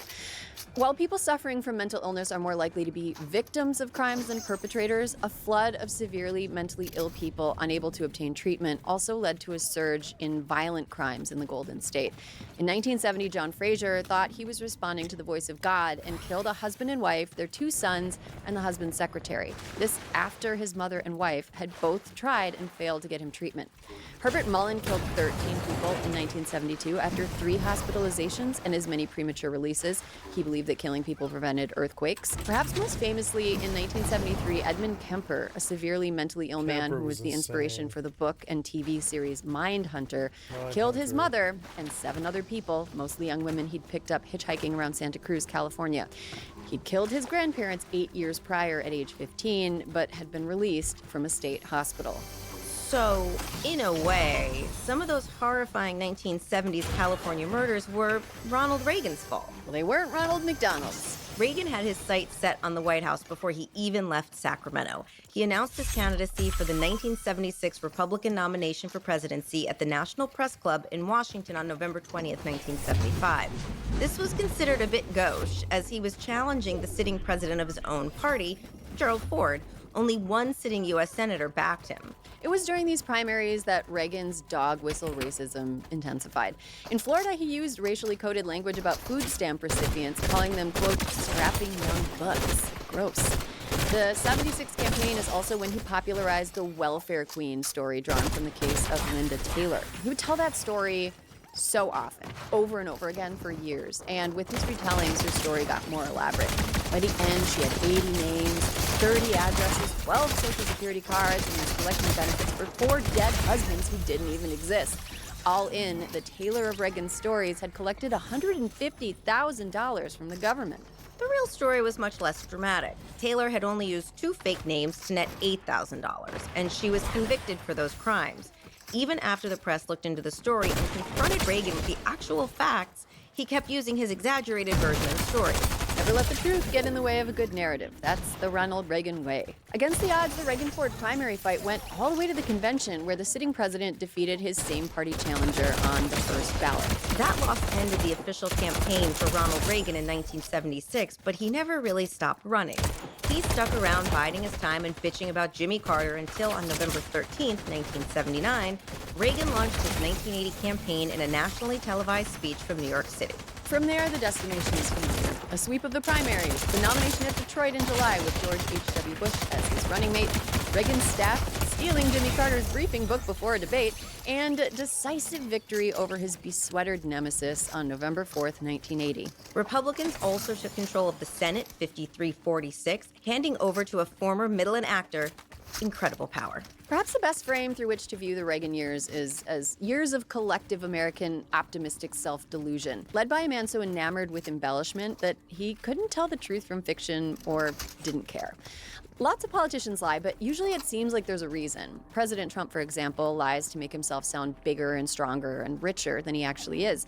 But Ronald Reagan seemed to lie about things for no reason. It could be that he confused real life with things he'd seen in movies, or that he just loved interesting stories so much that he convinced himself that they were real, or maybe he was one of those weirdos who just lied for fun. He didn't even make it through his inaugural address before telling the first lie of his presidency.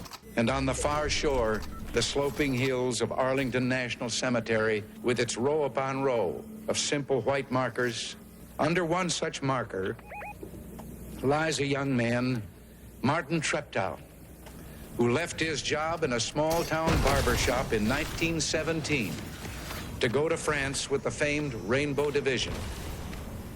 There on the Western Front, he was killed trying to carry a message between battalions under heavy artillery fire. Chicken soup for the yuppie soul tone aside, Treptow is not buried in Arlington National Cemetery, as Reagan implies. He's buried in Bloomer, Wisconsin. Reagan knew this when he delivered the speech. His aides told him as much, but Reagan chose to go with the more interesting version of events. 2 months after Reagan's inauguration, a super fan of the film Taxi Driver named John Hinckley shot the president in an attempt to impress the actress Jodie Foster. The bullet that hit Reagan injured him in the underarm, ribs, and lung. His press secretary, James Brady, suffered a brain injury serious enough to disable him for the remainder of his life. Jodie Foster and John Hinckley did not fall in love. Such a shame.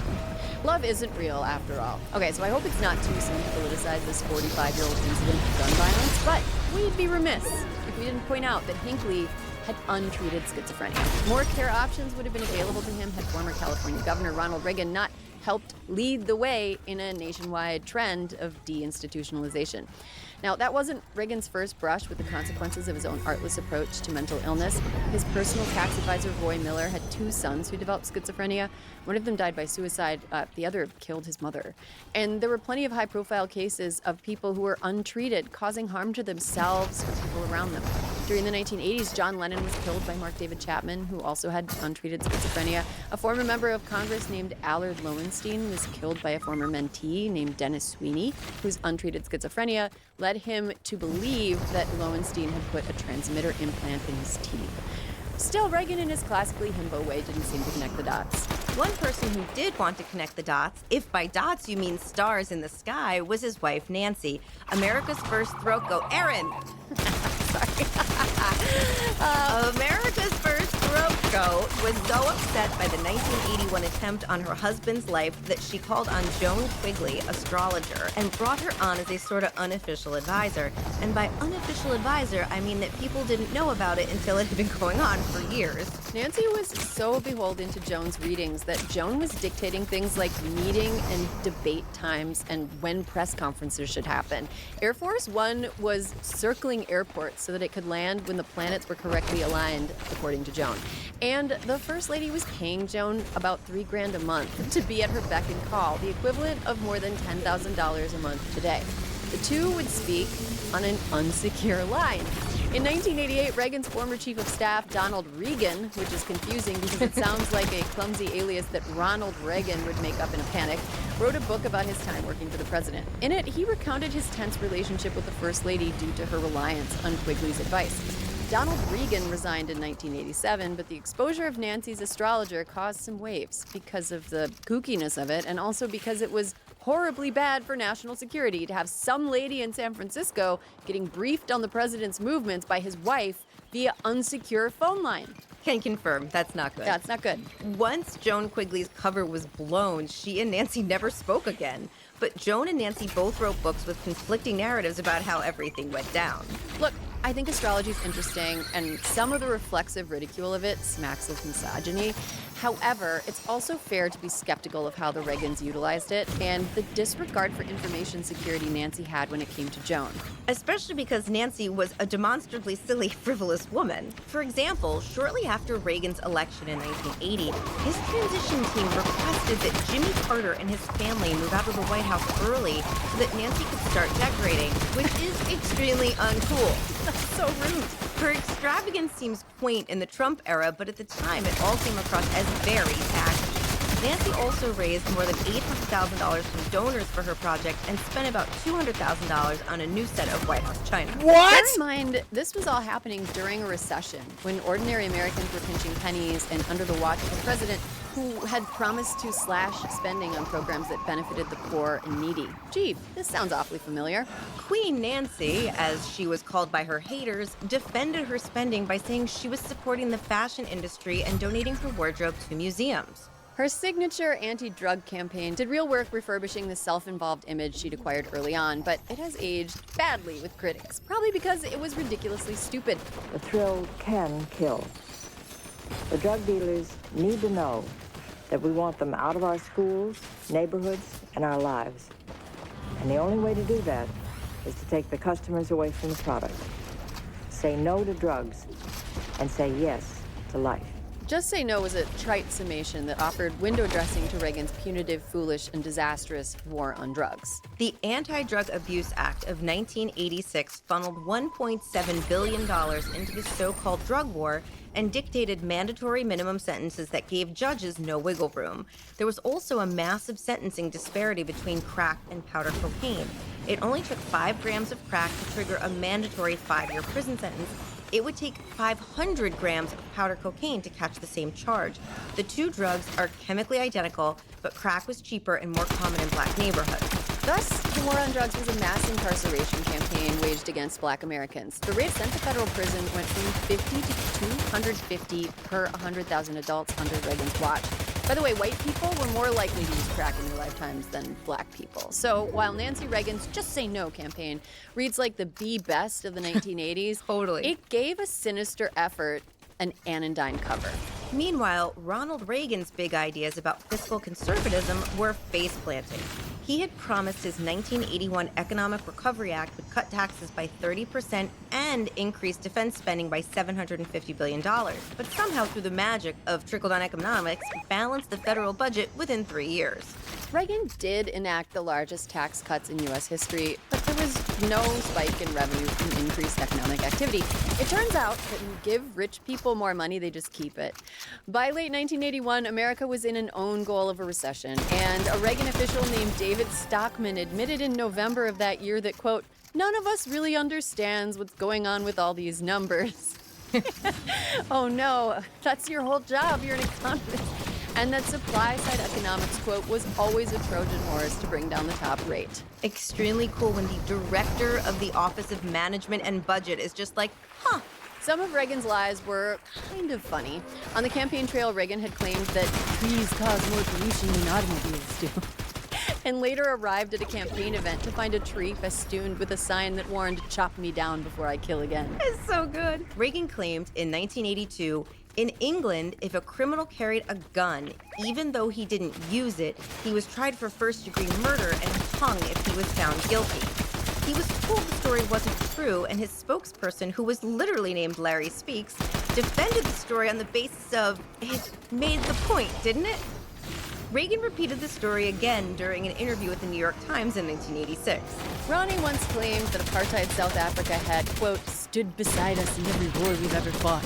But South Africa had been on the wrong side of World War II, the war that Ronald Reagan made movies about serving in. Which brings up a question that I've been very curious about since I was a kid listening to my parents grumbling about Ronald Reagan. Just how long was his brain turning into Swiss cheese? Like, we know that Alzheimer's was taking a notable toll on him by his second term in office, but honestly, he seems a bit addled by the early 80s. In 1983, Reagan told Israeli Prime Minister Yitzhak Shamir that he'd been a photographer with the U.S. Army and that he'd personally been there to film the liberation of Nazi concentration camps at the end of World War II. Then he repeated the story to Simon Wiesenthal, a literal Holocaust survivor, in February 1984.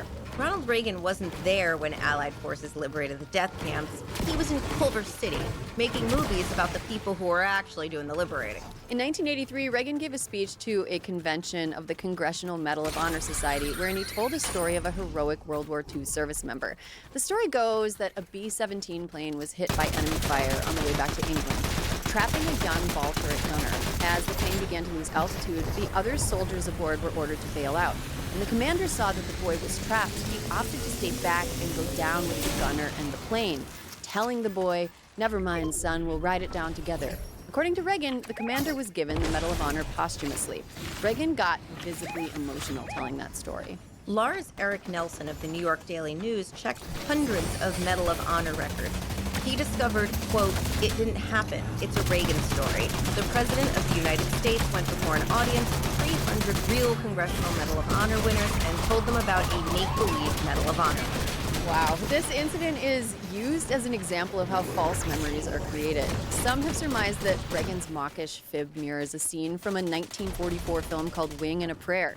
There was also a story in an issue of Reader's Digest, of which Reagan was an ardent reader, that mirrored the general trajectory of the story. The White House never found evidence that the story was true. Most of Reagan's lies were senile or perplexing, but there was one haystack of falsehoods that almost derailed his presidency: the Iran-Contra affair. The Iran-Contra affair didn't hit until after Reagan was in his second term. He defeated Democratic nominee Walter Mondale in historic electoral shellacking in 1984, netting 524 votes to Mondale's 13. Go Minnesota. 13? I know, Minnesota, right since forever, correct? Right since forever, yes. But percentage-wise, it wasn't that dramatic. Reagan won 58.8% of the popular vote. Still, Americans were 100% drinking the Reagan Kool-Aid. Reagan 2.0 is what brought us this saccharine tripe, which kind of sums up the soft focus, overly earnest fable-making of the Reagan 80s. It's morning again in America. Today, more men and women will go to work than ever before in our country's history. With interest rates at about half the record highs of 1980, nearly 2,000 families today will buy new homes, more than at any time in the past 4 years. Under the leadership of President Reagan, our country is prouder and stronger and better. Why would we ever want to return to where we were less than 4 short years ago? I'll say this. What a fucking At snooze. least Ronald Reagan's Make America Great Again wasn't as cacophonous as Trump. I mean, at least that was at least that was soft. Hysteria is brought to you by Quince. Summer always makes me I'm gonna go rethink piss what in I'm between. reaching I'll be for right every back. day. Lighter fabrics, better materials, pieces that just feel good the moment you put them on and look effortless. That's why I keep coming back to Quince. They focus on high quality essentials. Think breathable linen, soft organic cotton, washable silk, but without the luxury markup. It's that rare balance where everything feels elevated but still easy. Quince has beautiful everyday pieces like 100% European linen pants, dresses, and tops with styles starting at just $32. Their denim is soft and easy to wear, and their organic cotton sweaters are perfect for layering on cool summer nights. Or, in my case, in my freezing cold office, I can put it on in the morning, go for a walk for lunch, and it's still breathable. It keeps me nice and cool outside and keeps me warm when I'm inside in the icebox that is Crooked Media. Everything at Quince is priced 50 to 80% less than similar brands. Quince works directly with ethical factories and cuts out the middlemen, so you're paying for quality, not brand markup. And it's not just clothing. Quince has really become a destination for elevated essentials across home, kitchen, bedding, and beyond, making it easy to bring a more premium feel into everyday life. I love Quince because my clothes often get tiny little handprints on them because my kids are messy. I like to have clothing that holds up to being stain treated over and over again. I gotta say, I really love the Quince cotton t-shirts. They look really nice, elevated style, but I can also wash them when my kids get them dirty, and I have like several in every color. Elevate your summer wardrobe. Go to quince.com/guy for free shipping on your order and 365-day returns. Now available in Canada too. That's QUINCE.com/guy for free shipping and 365-day returns. Quince.com/guy. Meanwhile, it was midnight in the White House. The Reagan administration had immediately gotten up to some international fuckery when it came into power in 1981, but it was after his re-election in 1984 that his administration took his landslide as a mandate and began operating with even more impunity.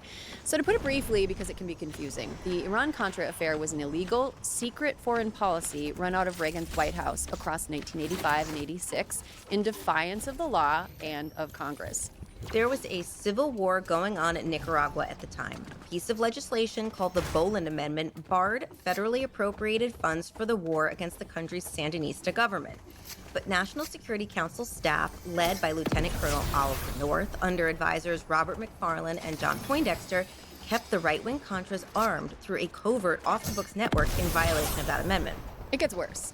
To sustain it, the administration sold missiles to Iran, a nation under a U.S. arms embargo, partly to win the release of American hostages in Lebanon, which contradicted Reagan's vow to never deal with terrorists. Anti-tank missiles began moving through Israel in August 1985, and in January 1986, Reagan signed a covert action authorizing direct U.S. sales. The proceeds were then diverted to the Contras. To review, the Reagan administration was financing a militant group that they were specifically not supposed to be selling weapons to on account of the fact that it was a designated sponsor of terrorism. And the weapons were being run through a country that was perpetually hostile to the country buying the weapons. Now that's a lot of plates to spin at once, and they all came crashing down pretty quickly. The scheme began to surface on October 5th, 1986, when a Contra resupply plane was shot down over Nicaragua.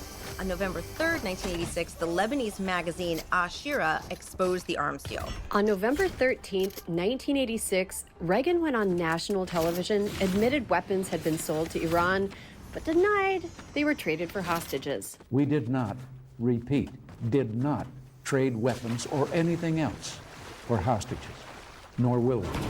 But we did. Pretty convincing. Days later, between November 21st and 25th, Oliver North and his secretary Fawn Hall shredded and altered NSC documents, stuffing enough into the White House shredder to jam it, while Poindexter destroyed what may have been the only signed copy of the presidential order on the covert operation. Fun fact, 40 years later, in 2025, Oliver North and his paper shredder jamming secretary Fawn Hall got married. Love is real. Now back to the shady 80s. On November 25th, 1986, Attorney General Edwin Meese announced the diversion of funds to the Contras. North was fired, Poindexter resigned, and Meese's inquiry steered the spotlight onto the diversion and away from whether Reagan himself had broken the law. On March 4th, 1987, Reagan finally conceded that the facts and the evidence contradicted his denial. A few months ago, I told the American people I did not trade arms for hostages. My heart and my best intentions still tell me that's true. What? But the facts and the evidence tell me it is not. No, it's not. But I did. The evidence says I'm a liar. That's like pretty wild. Like that's a crazy thing to The say. evidence says I'm a liar. Can you I tell the would difference prefer to between lie real to life you, and but- fiction? It's Like crazy. seriously, that was a lot of very bad crimes committed by a lot of powerful people. Yet accountability flitted away like a fickle butterfly. Of 14 people charged and 11 convicted in connection with the Iran-Contra affair, North's convictions were vacated in July 1990, and Poindexter's were overturned on appeal. And on December 24th, 1992, President George H.W. Bush pardoned 6 principals. BT dubs, there were American hostages in Lebanon at the time because Reagan had allowed his lipless Secretary of State, Alexander Haig, to give a thumbs up to Israel's incursion into Lebanon in 1982. Haig denies that he did this, but then again, politicians are also self-preserving liars. Reagan's abandonment of neutrality converted the United States from bystander into enemy in a conflict that could have kept our noses out of it. It made Americans deliberate targets, and his arms deals then rewarded and prolonged the taking of the hostages. Additionally, Israel's incursion into Lebanon in the 1980s inflamed regional tensions so much that it birthed Hezbollah. So we also have Reagan to thank for that. Name a problem with the world today, and it can probably be traced back to Ronald Reagan directly or indirectly. Play it with your favorite history and politics nerds the next time you're hanging out. During his presidency across 4 continents, Reagan supplied weapons, money, training, or diplomatic protection to authoritarian and, in several cases, murderous right-wing regimes. They justified all this with the Cold War imperative of rolling back communism. Now, El Salvador should probably be pissed at America forever. Between 1980 and 1992, the U.S. supplied El Salvador's government with over $5 billion. The money went to the military and death squads that analysts later found to be responsible for 85% of the assassinations and murders during that time period. In 1981, a U.S.-trained group murdered 811 Salvadoran civilians in the neutral village of El Mozote on the auspices that they were providing aid to leftist rebels. Most of the murdered were women, children, and the elderly.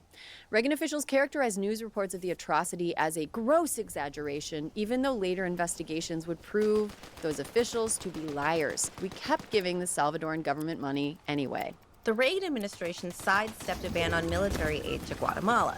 Reagan praised the country's dictator, Efren Rios Montt, and called him a man of great personal integrity who was totally dedicated to democracy. This is in the midst of Rios Montt committing genocide against the country's indigenous Maya people. Reagan approved millions in military supplies, bypassing Congress, despite having information about the government's ongoing massacres. Later, a UN commission found that Rios Montt's actions constituted genocide. Great job, Reagan. Honduras served an important purpose for the Contras and thus was a recipient of beaucoup bucks from America. A Reagan official oversaw the creation of the Battalion 316 Death Squad, which disappeared around 200 people over the course of the decade, most of them students, union organizers, clergy, and journalists. Reagan sent billions to Pakistani military dictator Zia al-Haq, as it was a conduit for arming the Afghan Mujahideen. Meanwhile, Zia was lying about Pakistan's nuclear program, and Pakistan developed its own bomb. Cool. The Reagan administration cheerleaded dictators in South Korea, the Philippines, Zaire, Chad, Somalia, and Liberia. And in the Iran-Iraq War in 1982, Reagan's administration publicly tilted its support toward a certain Iraqi leader named Saddam Hussein. Heard of him? A few years later, they'd secretly sell arms to Iran. All this in addition to arming anti-Soviet rebel groups around the world, including through a CIA program called Operation Cyclone, which, along with matching funds from Saudi Arabia, armed anti-Soviet Afghani Mujahideen, some of which had ties to a certain someone named Osama bin Laden. Heard of him? To the tune of billions of dollars. Great job.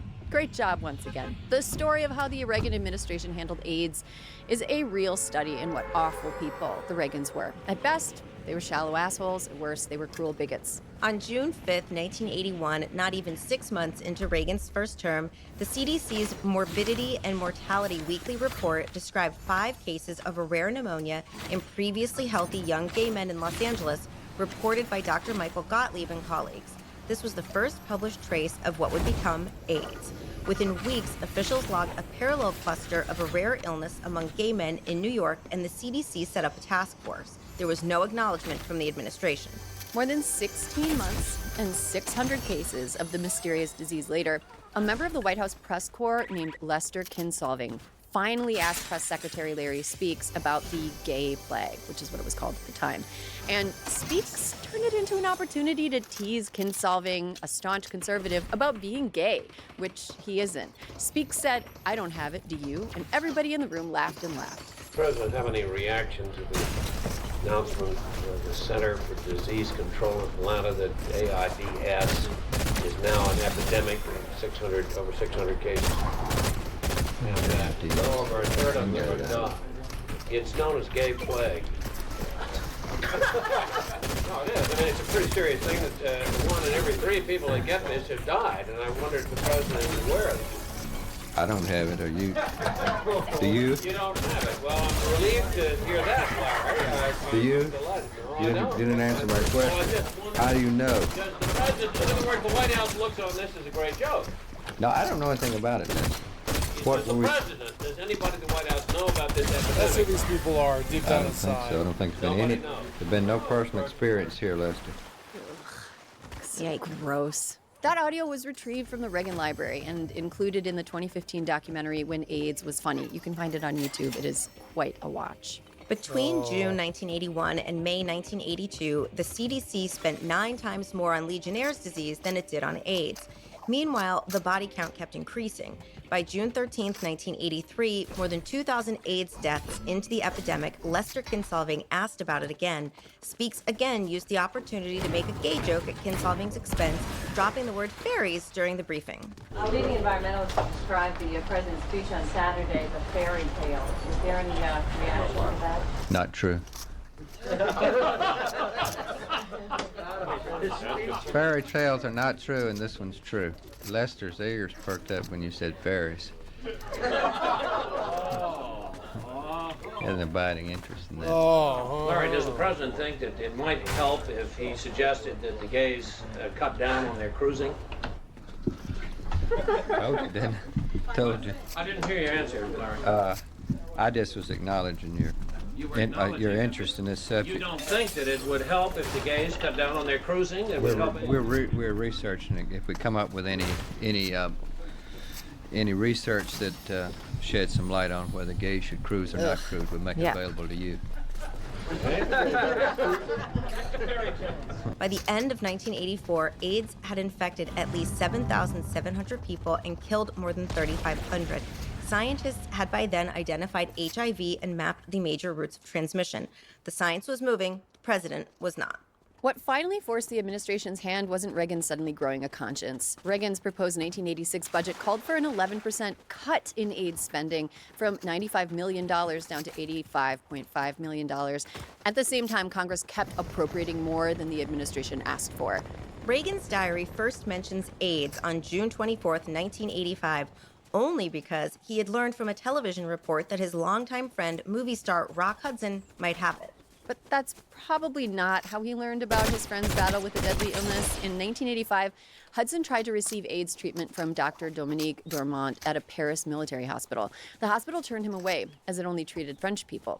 Hudson's publicist sent the White House a desperate telegram that read, in part, "Only one hospital in the world can offer necessary medical treatment to save the life of Rock Hudson, or at least alleviate his illness. Dr. Dormont in Paris believes a request from the White House or high American official could change his mind." And what did the Reagans do when their friend was dying of AIDS and needed them to help? Nothing. Not a fucking thing. Nancy Reagan intervened, determining that helping her terminally ill friend wasn't something the White House should get involved with. The White House, at the same time, was doing Iran-Contra, so we know they had no problem doing secret stuff. Nancy Reagan was just a fucking asshole. Here's what Ronald Reagan did do. The very least he possibly could have done. He called Hudson to check on him. Thanks, bro. More than 4 years into the AIDS crisis in September 1985, Reagan said the word AIDS in public for the first time. 2 weeks later, on October 2nd, Rock Hudson died of complications resulting from the virus. By then, more than 5,000 Americans were dead, and roughly 30 presidential news conferences had come and gone without Reagan ever being asked about the epidemic, let alone volunteering a word about it.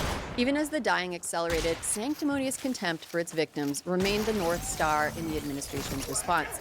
In October 1986, Bob Woodward reported a national security meeting in which Reagan quipped about Muammar Gaddafi's wardrobe. And Secretary of State George Shultz joked, "Why don't we give him AIDS?" And everybody laughed and laughed. So now, funny. Surgeon General C. Everett Koop, who was an evangelical conservative, who we know probably didn't spend much time around gay friends due to his haircut, emerged as one of the few heroes in this story. Reagan had tried to keep his Surgeon General away from the AIDS crisis during his first term, but issued a half-assed request for a report on the virus in February 1986. Rather than delegate, Dr. Koop wrote 17 drafts of the report himself. The Surgeon General's report, released October 22, 1986, separated its author's morals from the medical facts. It explained transmission plainly, reassured the public that casual contact carried no risk, and called for condoms, voluntary testing, and sex education. For telling the truth and creating the template for clear, helpful public health communication in the modern era, Koop was burned in effigy. On May 31st, 1987, Reagan delivered his first speech on AIDS, in part due to actress Elizabeth Taylor's urging. At that point, more than 16,000 Americans were dead. In preparing for the address, his speechwriter, Landon Parvin, discovered that the president had not once met with his own Surgeon General about the epidemic, though Koop had tried to arrange it at least a dozen times and had been refused. Here's what Reagan's foot-dragging cost. By the end of 1987, 59,572 AIDS cases had been reported, and 27,909 people had died. By the middle of 1988, 60,852 Americans had contracted the disease, and 34,088 had died. Reagan's people spent the time they could have spent saving lives, cracking gay jokes. Now, let's get back That to the sounds like question the of Republican Reagan's Party. Swiss cheese brain. Okay. In response to concerns about his age, Ronald Reagan had promised prior to becoming the oldest man ever elected president that he would undergo regular physical and cognitive tests and that he would step down if doctors found anything. But against the promises and official accounts, many observers noted that it appeared the president's brain was dissolving like an Alka-Seltzer tablet in a glass of water, well before anybody in his inner circle publicly admitted as such. One of those observers was his son, Ron, who later wrote that he had noticed signs his dad's brain wasn't working right as early as his first term. Reagan was also visibly confused and disoriented sometimes, like during a 1984 debate with Walter Mondale and in his 1990 testimony regarding the Iran-Contra affair. One 2015 study analyzed all 46 of Reagan's press conferences and found that over his 2 terms, he'd shown significant signs of decline in a manner consistent with the onset of dementia. We don't know whether Reagan was actually sharp as a tack during the entirety of his presidency, or if staffers and supporters were scrambling behind the scenes to maintain the image of a man who was mentally fit for office as his condition deteriorated. We may never know the full truth, Reagan announced his Alzheimer's diagnosis in 1994, years after leaving office. He died of complications of Alzheimer's in 2004 after taking all the prosperity and social infrastructure built by post-war America and pissing it away. Nancy Reagan passed away in 2016, likely believing that Hillary Clinton was going to be the president. I love that for her. Reagan's surviving children with Joan Wyman, Michael and Maureen, both grew up to be active in conservative politics. Michael died in January 2026. Ronald's children with Nancy were a horse of a different color, though. His daughter, Patty, was active in the nuclear non-proliferation movement, took her mother's last name, and tried to have a private life. She's kept her distance totally from the conservative movement. And her brother, Ron, grew up to be a successful ballet dancer, avowed public atheist, and a host of a progressive radio show. But here's what Ronald Reagan left us with: politicization of public health, dismantling of the social safety net, the homelessness problem, a general lack of affordability, weakened organized labor, the country's crippling debt that our children and grandchildren will be forced to repay, a generation worth of political unrest and bloodshed in Central America and elsewhere, and the ensuing migration push from those regions that overwhelm this country's law enforcement capacity, the absurdly ineffective war on drugs, deregulation, pollution, putting us behind everybody else on green energy and energy independence. And probably some other stuff. He also stacked the court with some people that would eventually play important roles in overturning Roe v. Wade. So there you have it, Alyssa. Ronald fucking Reagan. Where do we think he lies on our matrix of fucking guys? Aaron, I don't know. Okay, I'm gonna go with, he doesn't feel like a schemer to me, so I'll go with reckless dumbass. And I guess opportunist. Yeah. Right? Yeah.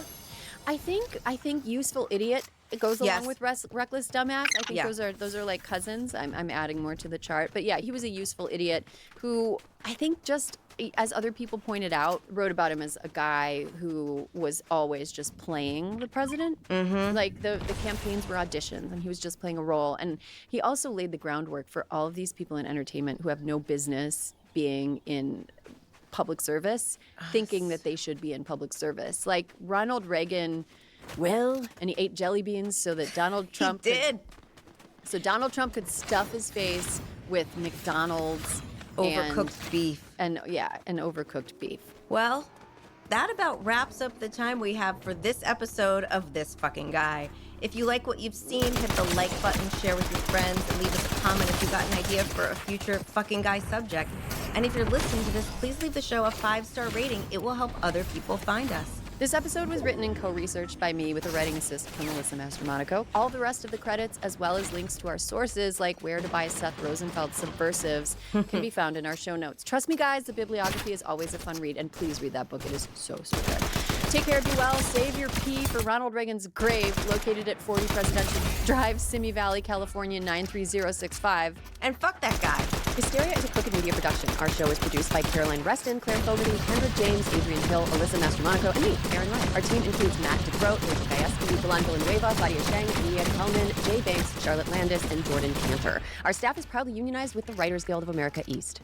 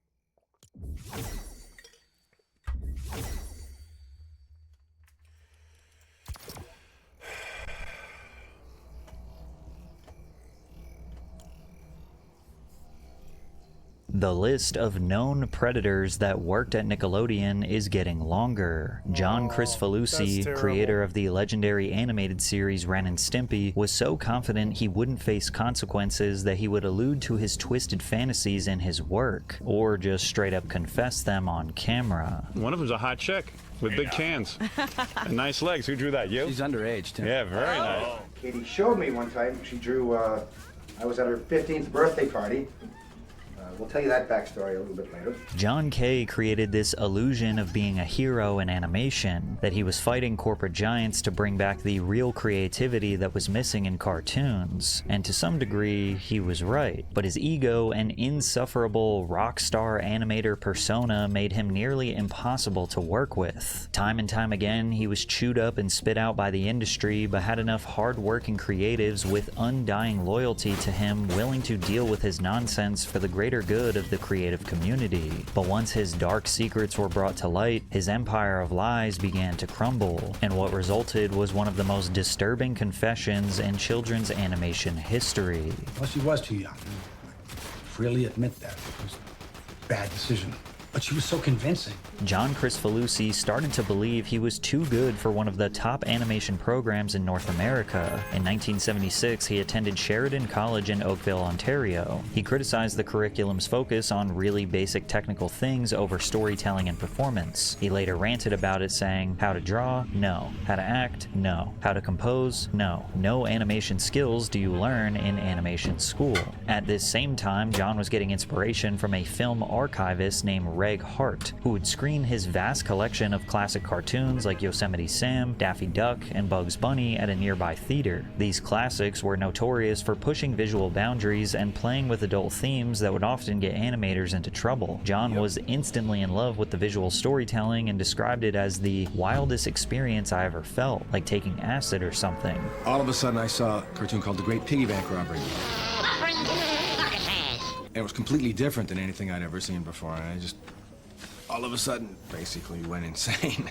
Bob Clampett's cartoons are more like what music does, what Elvis does to you, what Björk does to you. It just, makes you thrust your groin all over the place. Reg Hart started to see that John was actually gifted. John's enthusiasm was infectious. His intelligence was clear to me, if not to his teachers. In my programs, he saw everything his teachers turned their noses up at. As Salvador Dali, Pablo Picasso, and Henri Langlois said, "It is good taste, not bad taste, which is the enemy." John's rebellious attitude and poor attendance ultimately got him expelled from Sheridan College in 1978, and despite having no official credentials, he was able to start his career in animation after moving to Los Angeles. John Kay began as a storyboard artist on Fat Albert and the Cosby Kids, where he helped map out visual storytelling for each episode. He later transitioned into a layout artist role, working on shows like The Tom and Jerry Comedy Show, Heathcliff, The Smurfs, and he was even sent to Taiwan to oversee a team of 15 people working on a reboot of The Jetsons. And very quickly, John realized the animation industry was a lot like what he hated about college. They had strict deadlines, a specific structure or formula to stick to, and were generally discouraged from taking creative risks, which made him feel like he was just ruining classic cartoons. The next year, we ruined Tom and Jerry and Droopy, and a few years later, I got to ruin The Jetsons. I actually tried to save it while I was working on it, but it was pretty hard, because the whole thing was set up to ruin them. A new character named Orbity was there because E.T. had just hit it big a couple something years before,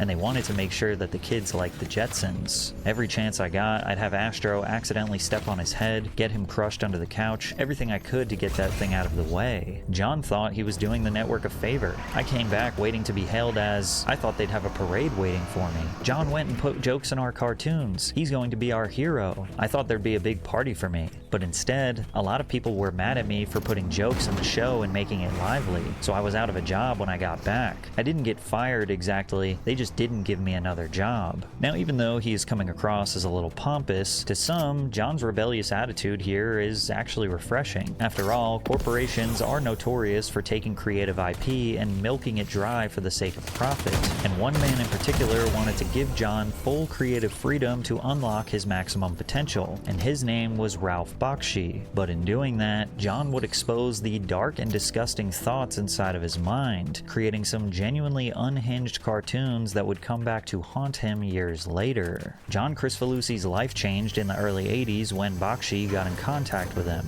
and one day I got a call from Hanna-Barbera that said, "Some guy named Ralph has been calling, wants your phone number." Ralph Bakshi was an animator who, according to John, got disgusted with the business and had retired maybe 3 or 4 years before. Ralph's creations and attitude aligned perfectly with John Kay. Ralph's work pushed right past innuendo and straight into the most controversial content you'd never be able to see on Grandma's TV. The biggest standout was the adaptation of Robert Crumb's comic called Fritz the Cat. It tackled urban decay, prostitution, brutal racism, and random, disturbingly sexual acts. Gee, he's handsome. You can help me. You must save me. By so doing, you too will be saved. Well, I'd like to, but what can I do? Lovely set of eyes there.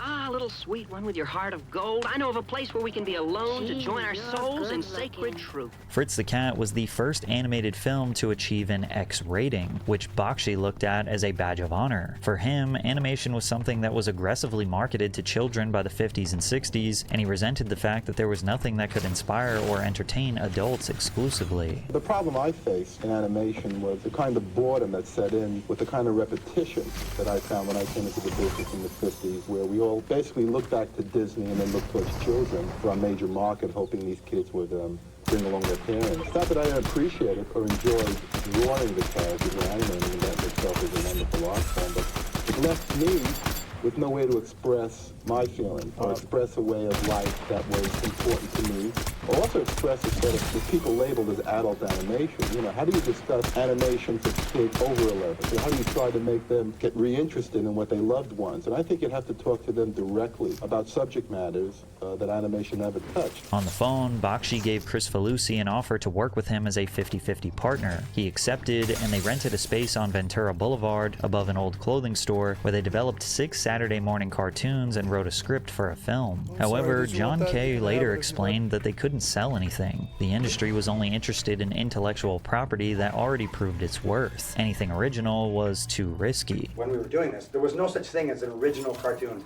on Saturday morning. All the cartoons on Saturday morning TV were based on pre-existing properties. They called it marquee value, which meant you could do the new adventures of Mighty Mouse, you could do the new adventures of the Jetsons. But the way the networks thought was, if you had a character that no one's ever seen before, the kids wouldn't know who it was and they wouldn't watch it, which is crazy.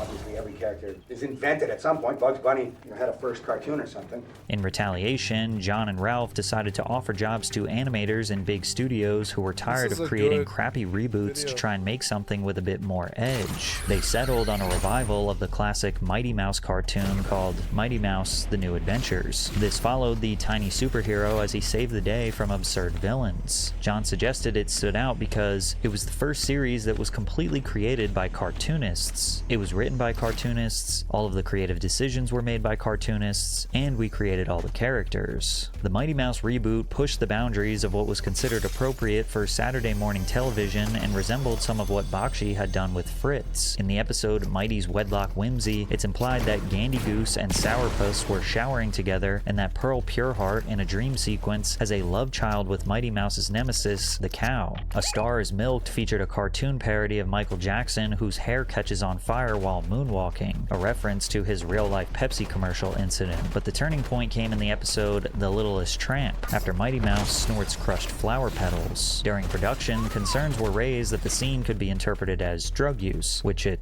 obviously was, but the sequence had already been approved by network executives and CBS's standards and practices. When the episode aired in October of 1987, there weren't any issues, until a few months later when Donald Wildman of the American Family Association accused the episode of depicting use. The group also criticized Bakshi's involvement on Mighty Mouse, alleging that CBS knowingly hired a well-known photographer since Ralph had a reputation for making animated films like Fritz the Cat. The backlash caused the show to get canceled altogether, and according to John, there were plenty of other things we got away with in the cartoons that someone could have jumped on, but this flower thing was manufactured out of nothing. It was clear that John Kricfalusi was completely fed up with the industry. I'm a cartoonist and I like to make cartoons, and I don't want anybody to tell me how to make the cartoon. I just want to make the goddamn things. But that situation doesn't exist anymore in America. It's no longer a free country. It's Everything's, communist or something. everything's And you can for only sale, make yeah. cartoons that are politically correct, just like everything else. You can only make cars that are politically correct. And you can only make movies that are politically correct. The only way he could continue to make his edgy material is if he started his own company. So he launched his animation studio, Spumco, with Jim Smith, Bob Camp, and Lynn Naylor, 3 key cartoonists he had worked with on Mighty Mouse and subsequent projects. It was the first modern rebellion of its kind that would come out with a deliberate mission to support creator-driven animation while battling executives every step of the way. And at the time, Nickelodeon was looking for original cartoons to help launch its own animation lineup. So Chris Falusi saw an opportunity. He contacted Nickelodeon's vice president of animation, Vanessa Coffey, and pitched several ideas that other networks had already rejected, including Jimmy the Hapless Boy. But Coffey was more interested in 2 side characters from that pitch that John had been tinkering with since college, named Ren and Stimpy, a chihuahua, and a cat. In 1989, Nickelodeon gave Spunko the money to produce a pilot, launching what would become the Ren and Stimpy Show. Of course, the decision to launch a show created by John Kay, using a studio that was owned and run by John Kay, was an extreme gamble on a network that catered to children, and he wasted no time seeing how far he could push boundaries before the network canceled his show altogether. I was doing the first episodes and writing them and pitching them to Vanessa Coffey. And she asked me, how come there's all these Boston Poker jokes in there? I said, well, because kids like that stuff. She said, they do? I said, yeah, have you ever met a kid? She said, but I think I don't like it. I said, well, tell you what, pretend it's Christmas every Sunday when this show's gonna air. You're not gonna give the kids socks and underwear. Give them what they want, candy. And if they like farts and boogers, doesn't matter if you like them or I like them. Let's give them what they want. Give them farts and boogers. Okay, I think now right. and then, Yeah, just I think once in he's a while. right. And so we get it, and of course, kids loved it. In the pilot, Big House Blues, Ren kisses Stimpy and tells him he loves him. Let us join lips in one final sweet exchange.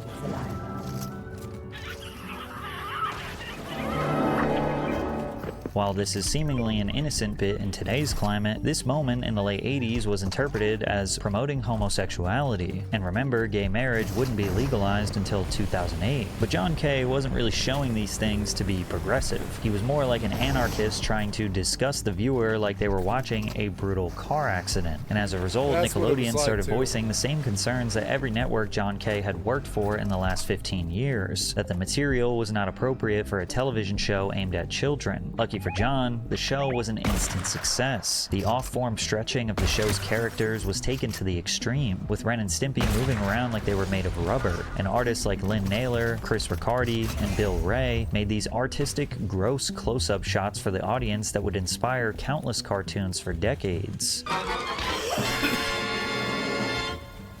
Look, I got pimples, Red. These gross-ups, along with the off-model There it is. That's animation, the would Ren be and Stimpy massive stuff. inspirations to Nickelodeon's later hits, Rocko's Modern Life and SpongeBob SquarePants. Looking back, it's insane that Ren and Stimpy was aired on a children's network, to the point where YouTube won't even allow me to talk about them without age-restricting this video, which is why you should see the full uncensored and ad-free version of this video on my Patreon, link in the description. The amount of work that went into every episode made the production labor-intensive. As John Kay put it, Ren and Stimpy is a highly choreographed performer, where the drawings, the backgrounds, the color, the music are all like actors working together. We were doing what they did in the 1940s at Warner Bros., but we're not in the 1940s anymore. There's no training ground for this. We were reinventing the wheel. Combine the intense production with the fact that John was a notorious perfectionist, and the result was that the episodes were constantly turned in late, ruining airing schedules. Chris Falusi said, Nickelodeon wants something for the show, I want something for the show. They're both very strong visions, and together they made for a really great show. But in pure reality, when you mix 2 really strong visions, it's going to take a long time to do the work, which is why from the very beginning he was missing crucial deadlines. In the very first season, episode 3 wasn't done, so Nickelodeon had to air what was supposed to be the 4th episode to give production more time to finish. The season 1 finale, called Stimpy's Invention, took over 1 year to finish, because John constantly refined everything in it to the point of ridiculousness, until everything was perfect. John was so infamous for missing deadlines that The Simpsons even joked about it. During an awards ceremony honoring Ren and Stimpy, instead of showing a clip of the cartoon, the screen goes black with the words, "Clip not done yet." Ren and Stimpy season premiere. And as if being constantly late wasn't bad enough, John would butt heads with executives for seemingly no reason other than to maintain his rock star rebel cartoonist persona he built up in his head. Do you subscribe to the often held criticism of cartoons that if a little kid watches a cartoon dog chainsaw a cat's head off and send it to the moon in a rocket, it will try and repeat that same thing in real life? I hope he does. For example, Vanessa Coffey would sometimes go to John and request a heartfelt episode that families might be attracted to. But instead of compromising to stay on TV, John K. would make something so stupid it would make them regret they ever asked. One of these responses for more heartfelt material was the episode Stimpy's First Fart, where Stimpy tries to find the sentient fart that he lost. It was essentially the animators' equivalent of wiping their ass with a corporate memo, and it only fed building tensions that would make it harder for everyone else to get their job done. And again, for a moment, John K. almost seems like someone to root for. He fought the corporate giants because he genuinely believed cartoons could be better and more creative. His second in command, Bob Camp, was still on John's side, but more reasonable in his approach to Nickelodeon. For sure there were things that we had to fight for, but I think that's normal, especially if you're doing edgy content. And we were doing pretty edgy content on a children's network. We weren't skirting the edge, we were skydiving off the edge. Nickelodeon had to deal with us, which wasn't always easy, and we had to deal with them, which wasn't always easy. It's like we had to kind of find a balance and figure out how to make the cartoons we wanted to make that they'd allow us to make. By the beginning of season 2, Nickelodeon had reached a breaking point. They had a creator who seemed physically incapable of delivering what he promised on time, and he eventually created something so disturbing that they finally had to get rid of him. And that came after the episode Man's Best Friend, which follows Ren and Stimpy and George Liquor, who is their master that trains them to become proper pets. George is supposed to be a caricature of John K.'s father, who can be seen in the episode as extremely explosive, violent, and emotionally manipulative. And what's the matter with you? Are you afraid of a little discipline?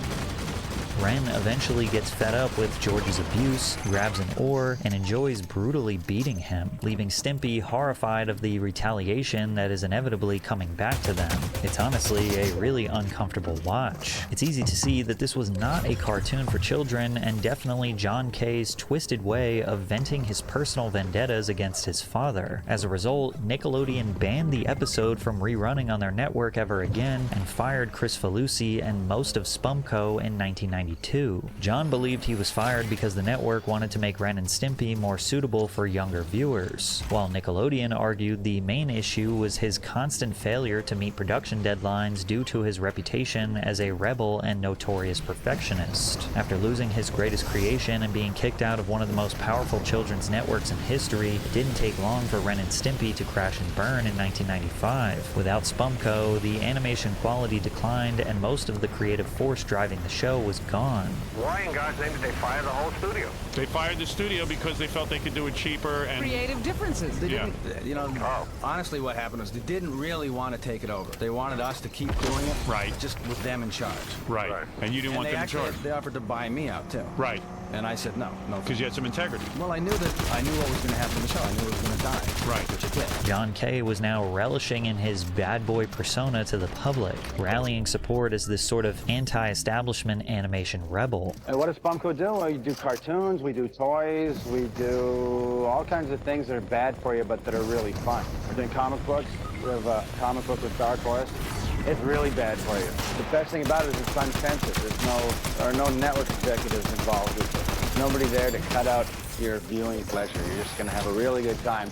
Don't tell your mom about it. However, behind the scenes, he was broken. He felt that Ren and Stimpy was stolen from him. Billy West, who was the voice of Stimpy, stayed on the show with Nickelodeon and took over the voice of Ren as well. This deeply bothered John K., and he allegedly harassed Billy constantly about it. He was an early interneter, and he whipped up this frenzy, you know, it's like these posters that would come and attack me all the time, and they were like disciples that would fly into the sun for the guy. Like just mad that it's not... Mad that you stole his gig? That I stole everything, and that I was like a backstabber and all this stuff, but he pushed his own self-destruct button, and anybody who's ever worked with him will tell you that. And because of his rebellious attitude and constantly missing deadlines, there was another side of John K.'s personality that people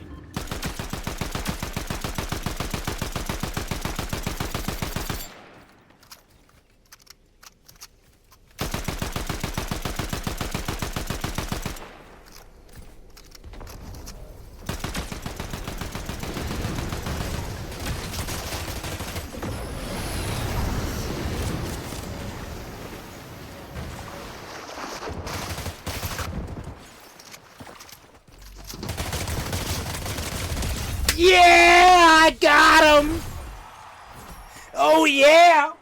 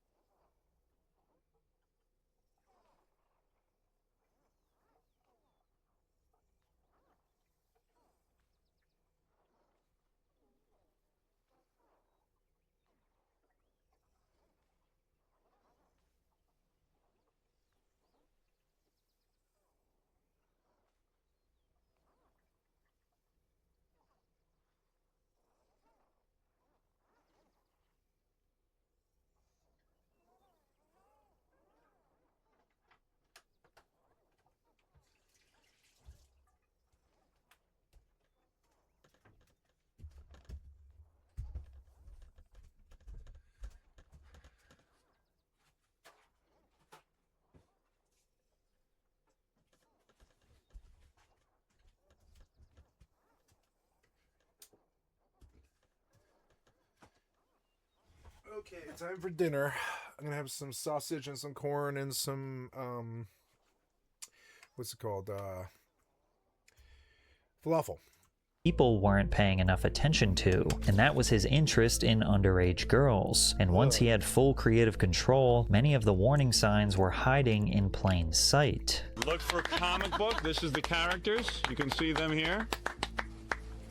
One of them's a hot chick with big cans and nice legs. Who drew that? You? She's underage, too. Yeah, very nice. In 2002, Nickelodeon's parent company, Viacom, contacted Chris Falusi about creating a new extreme version of Ren and Stimpy for TNN/Spike TV. It was a sister network being rebranded around programming aimed at male audiences, which was a dream come true for John Kay, who despised censorship. He was now finally allowed to make a more uncensored version of Ren and Stimpy titled Ren and Stimpy Adult Party Cartoon. Several people from the original show returned for the revival, including co-developer Jim Smith, director and writer Vincent Waller, and writer Richard Purcell. However, many former crew members who stayed with Nickelodeon, like Billy West, chose not to return. Billy said, "I knew what they were up to, and I didn't want to have anything to do with it. I don't mind the homo hijinks, but it wasn't funny. Everyone was offended that they were gay, but it doesn't matter if it wasn't funny. It would have damaged my career. It was one of the worst things I ever saw." Chris Falusi called me, and I told him I wished him all the luck in the world, but I wasn't interested. And Billy's intuition was right. The show premiered in the summer of 2003 to overwhelmingly negative reviews from both critics and fans of the original series. Rob Owen of the Pittsburgh Post-Gazette described it as just plain gross. They don't pay me enough to watch cartoon characters eating snot. The reliance on shock value didn't land the way John Kay had likely hoped. Even then, Chris Falusi struggled to stay on schedule and within budget. Although the network ordered 9 episodes, only 3 3 were completed on time, and those 3 reportedly used up the entire budget meant for the full season. Writer Richard Purcell described the work environment as miserable, probably the worst experience of my life. I had nightmares from that time for years, seriously. After Adult Party Cartoon, John was essentially blacklisted from all major names in the animation industry. He was mostly delegated to working on much smaller commercial and animation projects. In the late 2000s, he directed ads for companies like Comcast and developed a Pontiac Vibe campaign that was ultimately canceled when the car line was discontinued. He later created animated bumpers for Adult Swim, directed couch gags for The Simpsons, and he even created animated visuals for Miley Cyrus's Bangers tour, including the opening video used behind her performance of SMS. These projects showed that he could still get some work and he was still objectively talented, but no major network was willing to take a risk on him. As his career shifted, he stayed active online through his blog, John K. Stuff, which mainly focused on his personal animations and art. He was once again a pioneer in the online art lesson space with drawing lessons, animation breakdowns, storyboarding advice, color theory, character design tips, and explanations of what he believed made cartoons expressive. He also spent time breaking down poses, facial expressions, layouts, backgrounds, and old cartoon techniques. Now, everyone's entitled to their opinion, but a lot of things John would praise seem to be morally questionable, such as racist caricatures from earlier eras of animation, including exaggerated depictions of black characters rooted in minstrel show stereotypes. In fact, one of John's favorite animations is Coal Black and the Seven Dwarves, a cartoon wildly criticized for its racist, exaggerated features of black people. John's blog also included a recurring pattern of drawings and ideas, especially involving suspiciously young-looking female characters. Many of them had high school girls left exposed or placed in aggressively positions. And this wasn't just a creepy pet project John had on the side. Some of these actually appeared in material connected to his unsold project, Jimmy the Hapless Boy, while other images tied sexualized women in bikinis to the Ren and Stimpy brand. It revealed that this wasn't a recent development, but something that John was fixated on before he even made a successful show. And honestly, it only appeared to prove that John's depraved nature was often left unchecked by co-animators and his close peers. He had a whole collection of drawings influenced by anime and furry art, alongside fan portraits that sometimes altered women's bodies in exaggerated ways. In one case, Chris Felucci enlarged a woman's chest in a portrait. In another, he went as far as to draw 2 nude women for a male fan. This same pattern appeared in his George Lickert material, including a story where George invites his niece's friends to a slumber party with the girls dressed in revealing outfits and one recurring underage character, Sodi, shown as having a crush on him. Looking back, these posts made the blog feel less like an animation archive and more like a safe space where his admiration for cartoons blurred into something much more unsettling. And when multiple women came out with damning accusations against John K., suddenly it felt like we missed warning signs for decades. In 2018, Ariane Lang with BuzzFeed published an article focusing on 2 women who accused John Chris Felucci of grooming and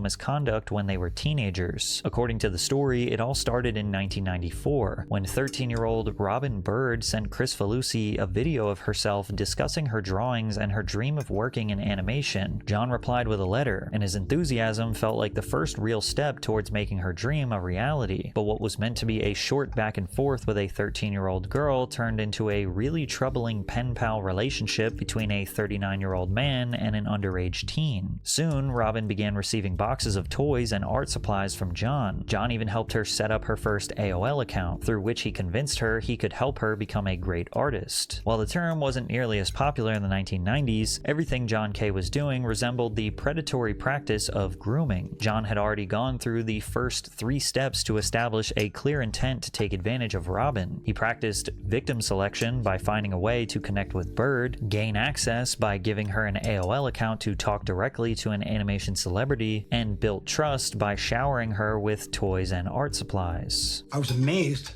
that somebody 16 years old could write so well and could express their emotions so clearly. Some of the things she conveyed was that she was lonely and depressed, that nobody understood her. She used to call me Mr. Felucci, which was very cute. The next step on the list would be to isolate Robin, and John was willing to do anything possible in order to make that happen. After 3 full years of gifts and messaging, John K. reportedly visited his chosen victim at the trailer park where she lived in Tucson, Arizona. Robin said, "I thought I was still his little cute friend." While she was still in 11th grade, he flew the 16-year-old to Los Angeles to show her his studio and discuss her future. During that trip, in a room with a sliding glass door leading to his pool, Robin alleges that John moved to normalizing abusive behavior and desensitization by touching her inappropriately through her clothes. In the summer of 1997, before her senior year of high school, Chris Falusi flew her to Los Angeles again, where she interned at Spumco. This was the last phase on the list of any groomer, to maintain control and establish power. What's more insane is that Robin wasn't the only underage girl Chris Falusi had successfully groomed around the same time. The second girl in the report was Katie Rice. Katie wanted to be an artist since the 4th grade after she fell in love with the original 3 Nicktoons, Doug, Rugrats, and Ren and Stimpy. At the age of 14, Katie wrote to John and began communicating with him over AOL. He actually introduced Katie and Robin to each other over AOL, so they became internet friends with neither realizing they were both being preyed on. Getting in contact with a powerful figure in animation who was recently nominated for an Emmy Award made Katie and her parents believe she had real potential. They continued chatting online and over the phone into her sophomore year of high school. In an AOL conversation he told her not to copy and send to her friends, John said, "I want to squeeze you, and I'm crazy about you, Katie. Do I ever make you tingle?" In an email she printed and saved from a few days after she turned 15, the now 41-year-old man wrote, "I'm thinking about you very hard right now, and I have a little tickle in my chest." At the same time, she didn't fully understand the harm. John was known for being an eccentric animator, and to a child this seemed like a possible twisted joke, but she did have her natural suspicions. "I think this 40-year-old man is hitting on me," Katie wrote in a diary entry from between December 1995 and March of 1996, "but he's never perverted. He's also very nice. He gives me a lot of drawing tips." And it was here that Ren and Stimpy seemed less like a great lot of drawing tips of animation and more like bait that John K. would use to lure in his victims. John and Katie met a few times in Los Angeles and continued communicating after she moved with her family to Lake Tahoe in 1996, as Katie was entering the 10th grade at age 14. They never had any physical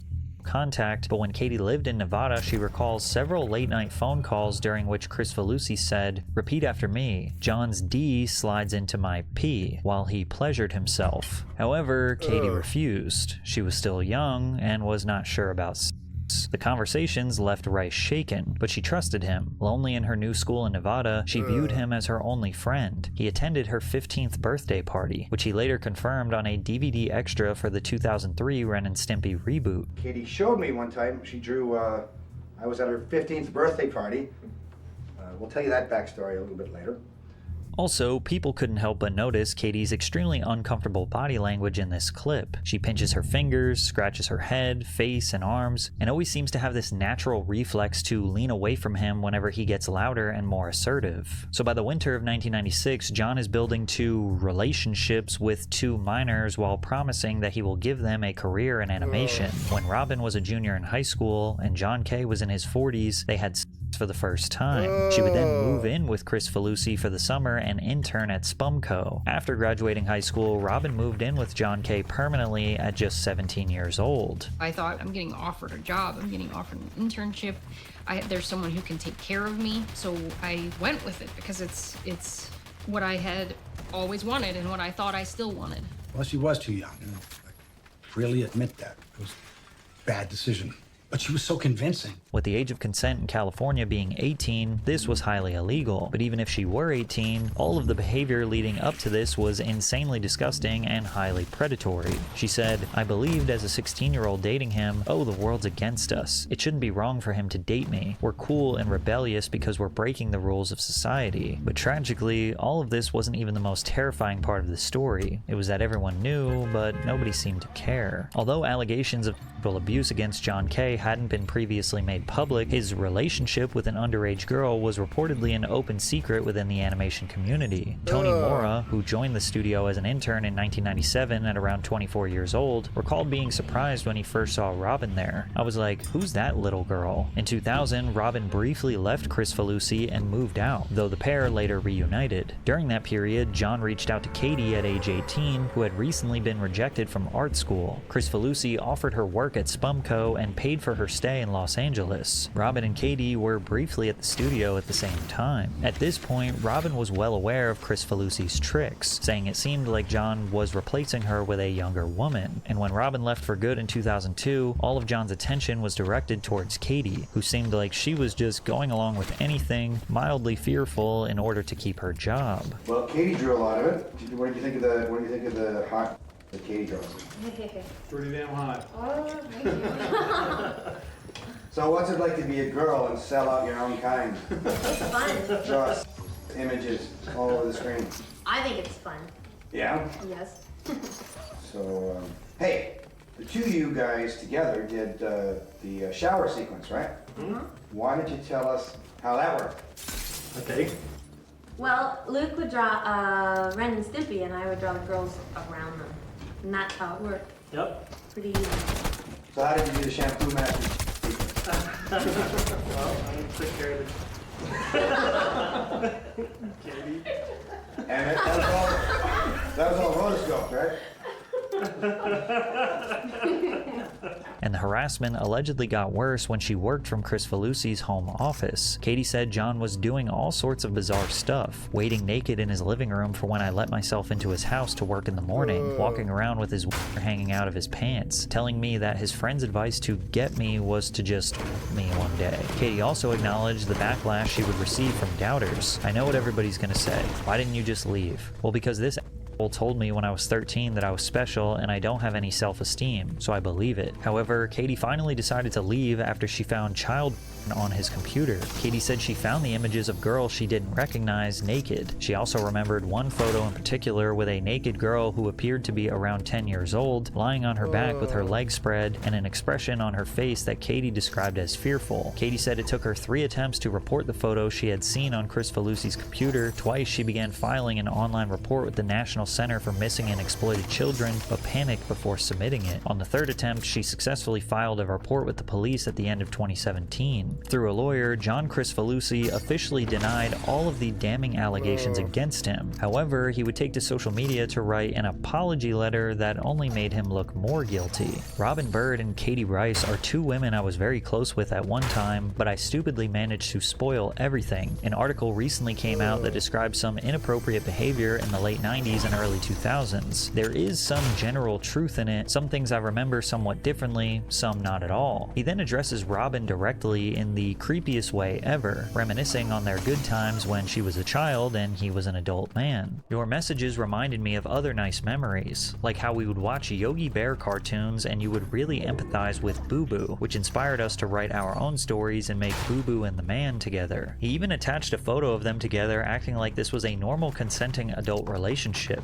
I am still your biggest fan and I am truly sorry I hurt you. It was never my intention. He addressed Katie similarly, sharing memories of their past, writing, I mistook our bond as something more than friendship, and for that, I am deeply regretful. He then addressed his It was a 15-year-old girl. You should be, you fucking freak. Family and Friends, where he wrote, eventually in the late 2000s, in desperation, I went to see a psychiatrist and he diagnosed me with bipolar disorder and ADHD, a combination that makes it almost impossible to control your impulses and obsessions. And of course, he had to pat himself on the back at the end. Outside of SpongeBob and its talented team, I'm one of the few producers left who's willing to break creative boundaries, try new things, and allow artists to show off their own unique styles and skills. By 2018, Spumco had been closed down for over 12 years, and John was mostly irrelevant outside of small animation circles. In 2019, John K. closed financing for a new short called Cans Without Labels on Kickstarter. He shockingly raised over $130,000 on a project that took a decade to make, but when the video was finally made, the final product was heavily criticized as being either dated, lazy with computer-generated images, or ultimately a scam to make money off the remaining people who had been fooled by his phony intentions. fans. The most frustrating part of this story is that John Kricfalusi was right about a lot of things. He was right that artists deserved more creative freedom, and networks often made safe,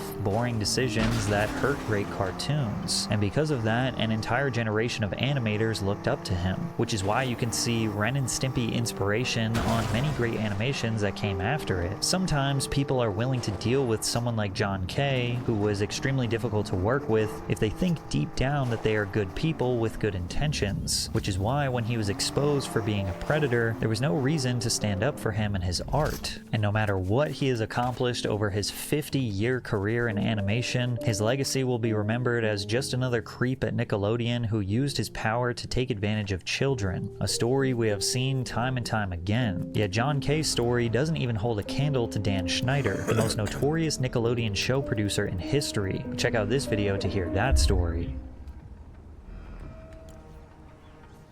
Yeah, Ren and Stimpy guy was really bad. It doesn't surprise me that he did it. The list of known predators.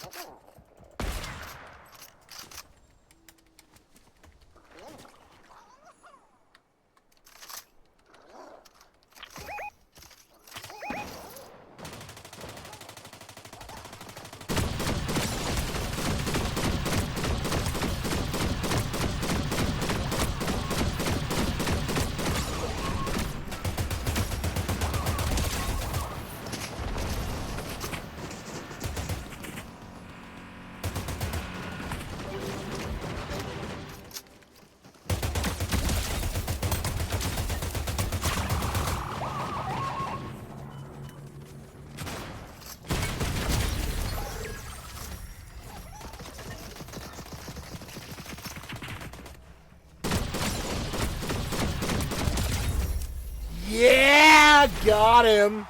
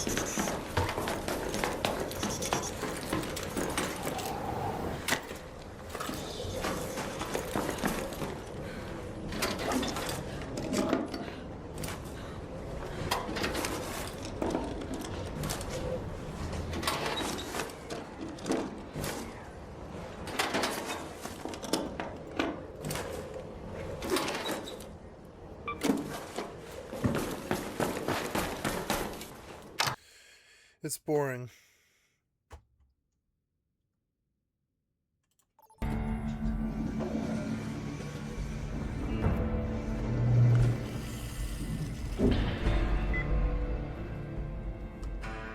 Oh my God, please come back. You're too sexy to leave. Please don't.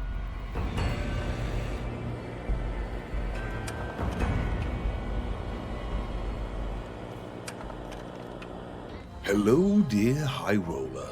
Would you look at the time?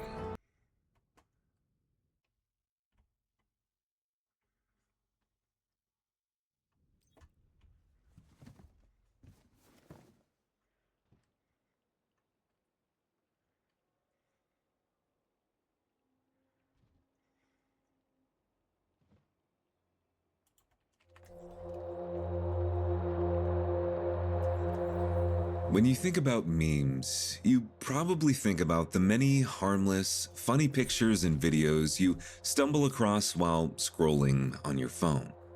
But before there was John Pork, or whatever this is, memes and online trends were a little different. That's not to say that all of them made sense, but maybe they were a little easier to trace the origins of. Nowadays, it seems like the lack of any rhyme or reason is exactly the point. And while at one time it seemed like certain tragedies or events were off limits when it came to this kind of humor, today in 2026, that line seems to be growing increasingly faint. So I think it's best that maybe we start in a simpler time. But before we go all the way back to 2005, if you have ever been interested in doing one of those DNA kits but have maybe always been sort of put off by the price, I have some good news for you. As of June 21st, the cost of a MyHeritage DNA kit is just $25. This is the lowest price that I've ever seen these kits go for, so if you are interested in something like this, I would definitely recommend jumping on it now while the price is still low. It's a very easy process. You order your kit online through the MyHeritage website. It comes in the mail and provides you with all the materials you need to do a cheek swab. You then send it back to them and wait for the results. Speaking of results, I have not seen mine yet, so we're about to check it out. I'm really excited. I'm sort of leaning towards, obviously, something European, probably French. I don't know. Let's go check it out. All right, let's go ahead and see what we got. I can't believe that. 20.3% French, 19% English, 18.2% Scottish and Welsh, 13.8% Germanic, and it looks like 28.7% 9 other ethnicities. I like the globe animation was really cool.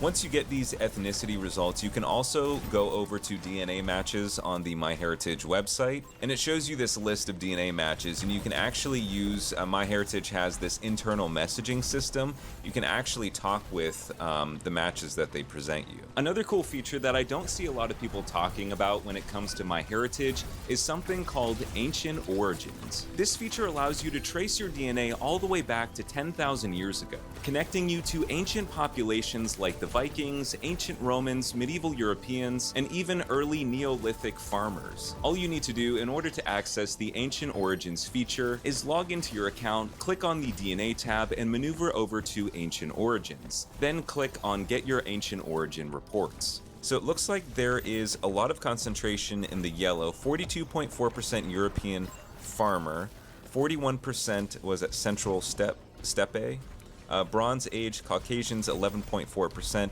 and Western Steppe as well. And it looks like 1.2% South Amerindian, which dates all the way back to 9000 BC, which is absolutely crazy to think about. By using my code SINISTER, you are getting a great deal on this DNA kit. And not only that, but for the same price, you are also getting a 30-day free trial, free shipping, and much more. Like I said before, if this is something that you have ever been interested in, I would definitely recommend jumping on it now, as the price is just too good to beat. I also just want to mention that MyHeritage is committed to user privacy, so you don't ever have to worry about your genetic data being sold or licensed. Thanks again to MyHeritage for sponsoring this video, and now on with the story. YTMND, which stands for You're the Man Now, Dog, is a website very similar to Wikipedia in which users can edit and add to various pages. When exploring the site, you can see that it utilizes a 5-star rating system. And if you click on some of the links, you will be taken to a separate page where a user-created image or animation will play. It was on websites like YTMND where many early memes began to take form. Sometime in 2005, the following strange image began circulating on the site. The man in this photograph seemed to have some sort of physical disability. Given that this was the internet, especially in the early 2000s, the picture gained traction from individuals making fun of the man's appearance. But others, however, thought that the picture might be fake or edited to some extent. Among the popular captions posted alongside this photograph was, later that year, this photo began making its way outside of the YTMND search bar. Suddenly, it was showing up in chain emails, MySpace, and being shared by friends on other online platforms. But the question remained, who was this man, and where did this picture come from? As internet sleuths began investigating, they found some disturbing answers. The man in this photograph was real. It wasn't edited in any way to make him look like the way he did. This man was Brian Peppers, and this photograph originated from his page on the Ohio Offender Registry. One of the users on YTMND who had found out the truth about Brian had made the following to compile their evidence. The truth about Brian Peppers. 1. He is wheelchair bound. The user then uses the original photo of Brian for reference, pointing out that the handle of the wheelchair is visible. The next portion shows some wider shots of Brian, which also come from mugshots taken for the Ohio Registry. Number 2, he lives in a nursing home. The user was able to confirm this by visiting the Ohio Registry and finding Brian's address there. This address traced back to the White House Country Manor, a long-term care facility where individuals in need of assistance can have the help they need. This is particularly important because 3, the charges of gross imposition were the result of a nurse. This was also confirmed by information found in the Ohio Registry. And interestingly enough, the final message from the YTMND user reads, "So please leave Brian alone. He's had a rough life as it is. You've had your laughs." But this would be far from the case, as when the truth about Brian and this photograph came to light, individuals started creating even more memes and edits. This would ultimately result in Brian's brother taking to the internet in his defense. "My name is Alan Peppers, and I am a relative of Brian. I have been inspired and have decided to present the whole story as a means to clear up any debate and hopefully to quell the raging negative enthusiasm about Brian." Alan then goes on to explain that Brian has Apert syndrome, and as a result, the plates in his skull have fused together in an irregular fashion, giving him the unique appearance in the original photograph. Despite this, Alan says that Brian is very intelligent and only has a very limited range of motion. Ultimately, he believes that the reason Brian has undergone so much criticism is due to his appearance. According to a court docket from 1998, Brian had served 30 days in jail for what he had done to the nurse. It's hard to say exactly whether or not anything Alan stated is accurate, but I thought it was worth mentioning. Brian would pass away in 2012, but I think this picture, for better or for worse, has allowed him to live past this. Much like many other memes being shared around today, Brian's story is only one instance of something viral and seemingly harmless on the internet having deep and disturbing roots.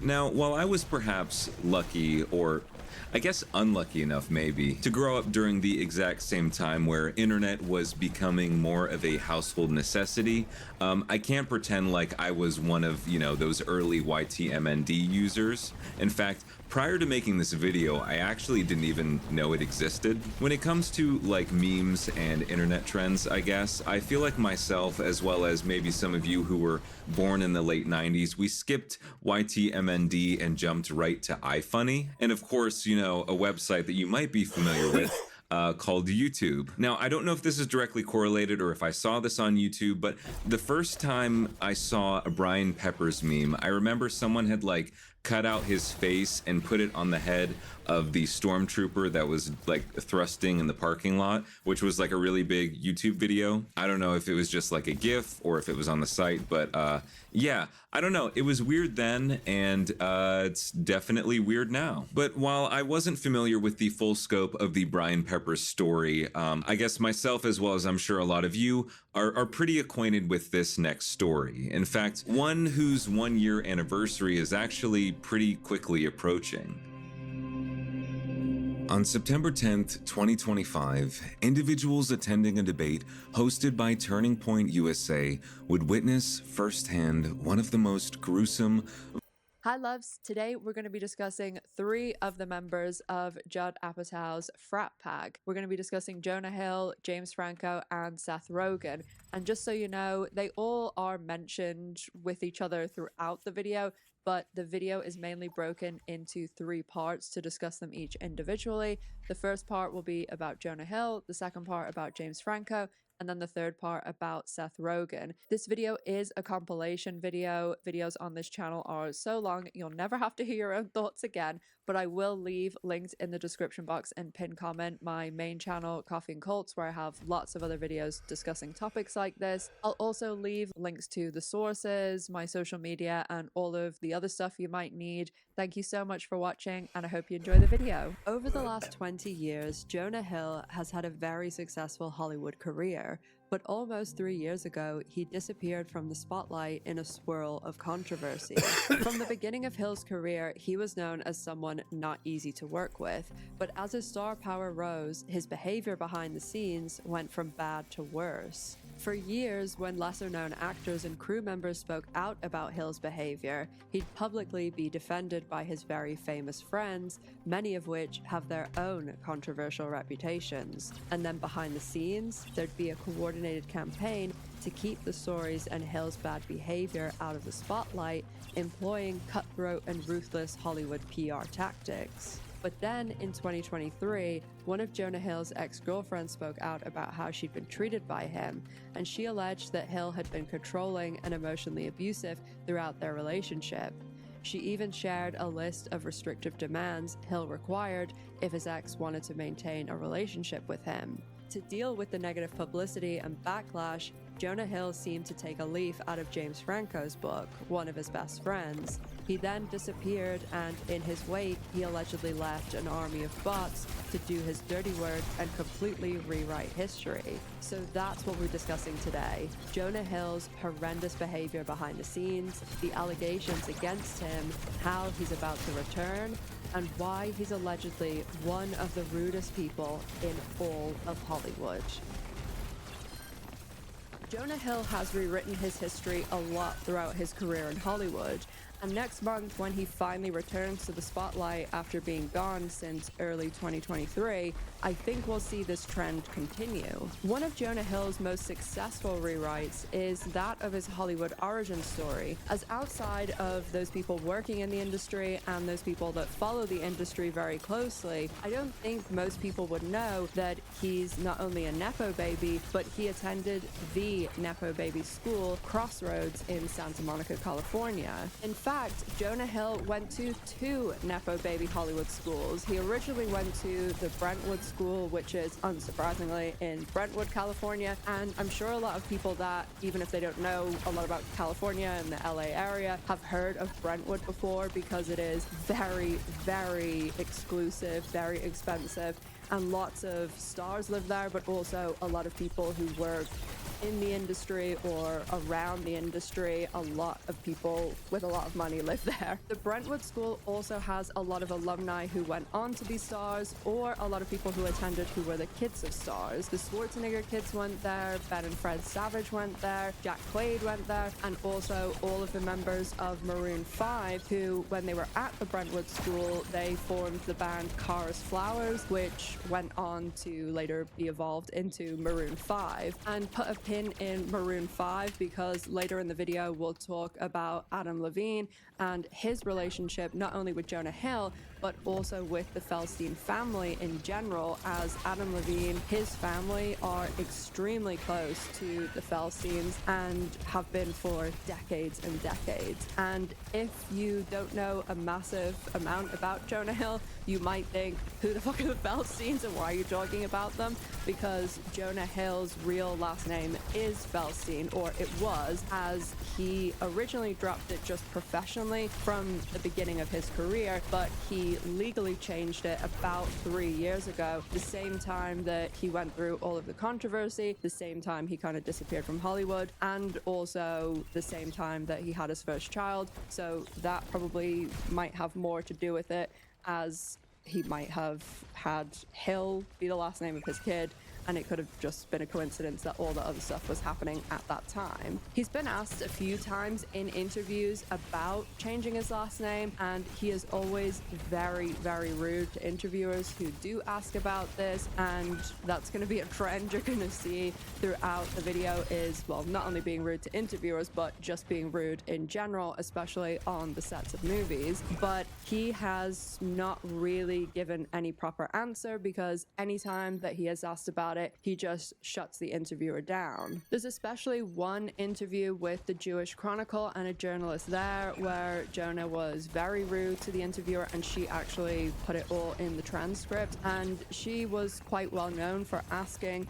a lot of celebrities who were Jewish and had changed their name why they did it. People like Natalie Portman, who she's talked about changing her last name from Hirschlag because of the spelling and like branding. And then there are people like Jon Stewart, who he changed his name because he dropped the name of his biological father. And of course, there are people like Emilio Estevez, who actually, Estevez is his family's real name, and he ended up keeping the family's real name because his dad, Martin Sheen, had been advised in his early career to change his name. And it's interesting there because Martin Sheen obviously has 2 sons, and Charlie Sheen did end up using his dad's kind of stage name as his stage name. And Emilio Estevez, I do think, like, when I think back to like the late 90s and especially like the Mighty Ducks era, I feel like I constantly was seeing or hearing people very surprised that Coach Bombay, and obviously before that like Breakfast Club and stuff, was the brother of Charlie and the son of Martin Sheen. And I do think to some extent it does work today, even in the internet age where everything is just so easy to Google, because when I was doing research for this video, I constantly saw articles or like posts on message boards, and today I learned that people were so surprised that Jonah Hill was the brother of Beanie Feldstein, who does use their family's real last name. Jonah and his team have very much underplayed how successful Jonah's father, Rich Feldstein, was and how prominent he is in the entertainment industry. From the side of Jonah's team, you will see his father described as an accountant, or sometimes as the on-road accountant for Guns N' Roses, but his father is an incredibly successful business manager in the entertainment industry, and he's on every single one of these lists that, you know, Variety and the Hollywood Reporter put out that have the top 50 top entertainment business managers. He's always on those annual lists, and he exclusively manages very high net worth individuals, people who are producers, directors, and all sorts in the entertainment field. But he is also incredibly wealthy and incredibly well connected. I mean, even if you just look at the school fees alone for his 3 children, it would be not far off $200,000 a year. So, I mean, that's like insane money, you know, not just like we're talking, oh, he did well for himself. It's that level of wealthy. So I mentioned the Brentwood School had a list of impressive alumni, but the Crossroads School that Jonah transferred to, their alumni list is absolutely insane. Gwyneth Paltrow went there, Kate Hudson, Jack Quaid actually, like Jonah, went to the Brentwood and then transferred. LeBron James sent his kids there, Maya Rudolph, Liv Tyler, the Deschanel sisters went there, the Apatow sisters went there.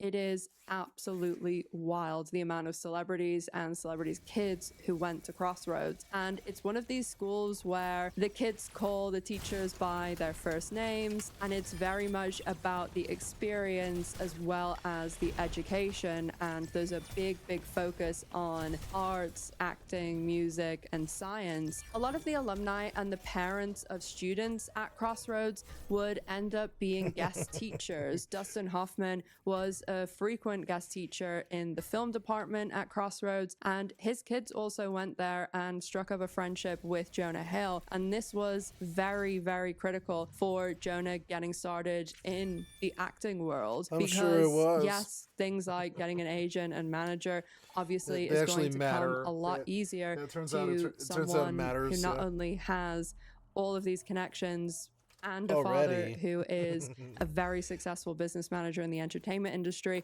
but also Nepotism going to a school like this and knowing so many people and parents and things who are in the industry. And Jonah's mother was also someone who worked in the industry and was a costume designer and stylist. But the friendship with Dustin Hoffman's kids ended up getting Jonah his first acting role in the movie I Heart Huckabees. Jonah did go to the University of Colorado at Boulder for a little while, but then he went with the Hoffman siblings and they ended up going to New York and doing some writing there. And then after that, he got the role in I Heart Huckabees through Hoffman's kids. And from that point on, because he knew so many other people, a lot of the roles that started his career, it was through these connections. I mean, even his biggest role, Superbad, that was his first leading role and what really blew up his career, he ended up getting that role because through his connections, he had a small role in the movie Knocked Up, which was massive. It came out in 2007, the same year that Superbad came out. But the reason he was cast in that movie is because Seth Rogen and Evan Goldberg, who were very close friends growing up in Canada, they ended up writing the Superbad movie when they were teenagers. They started writing it when they were 13, and even the characters in the movie are called Seth and Evan and are loosely based on themselves. And when they were trying to get this movie made, it was very difficult because a lot of the studios wanted to make it a 15 and they were saying, no, it needs to be R-rated. Evan and Seth were always working and tweaking Superbad, and they started trying to get other work while they were still trying to pitch the movie, and it ended up being Seth's work on another series that ended up getting him and Evan help on the script and tightening it up and the connections to end up getting Superbad produced. Of course, Seth Rogen was cast on Freaks and Geeks, that was Judd Apatow's show, and through that, Judd Apatow wrote a lot more parts and cast Seth Rogen and Jason Segel and James Franco and a lot of the other Freaks and Geeks people in his movies. And Judd Apatow, of course, did these films like Knocked Up and This Is 40, and you see all the same people in it. And so when they were doing Knocked Up, they'd actually ended up getting Superbad greenlit by Sony, and in fact, the woman who was the producer and greenlit Superbad, Amy Pascal, she also went to Crossroads to school. And so when they were trying to cast Superbad, they were having a lot of trouble with the role of Seth in the film. And when they were working on Knocked Up, they were having this discussion on the set. Again, it's like all the same people that are in all of these movies with Judd Apatow and stuff. And Seth and Judd Apatow are talking about, oh, it's a very hard role. I don't know who could do it.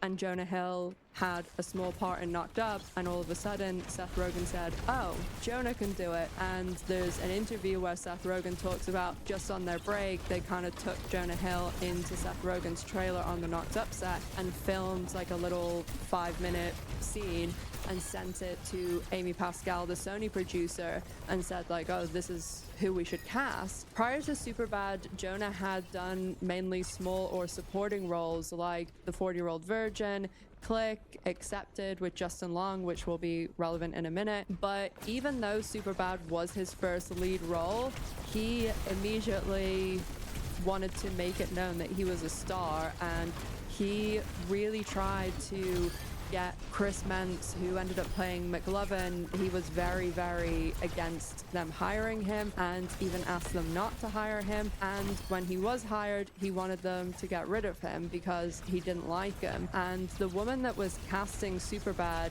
is a woman called Allison Jones, and she is absolutely legendary for casting. She has cast some incredible, incredible projects. The Office, Barbie, The Good Place. I mean, if you look at her resume, it's absolutely insane, the stuff that she's worked on. And she was the one casting a lot of the Superbad roles, and she had actually cast Christopher Mentz, who played McLovin, off of just a little video that he'd filmed on a camera phone. And this is 2007, so you know that the camera wasn't the greatest quality on a phone back then.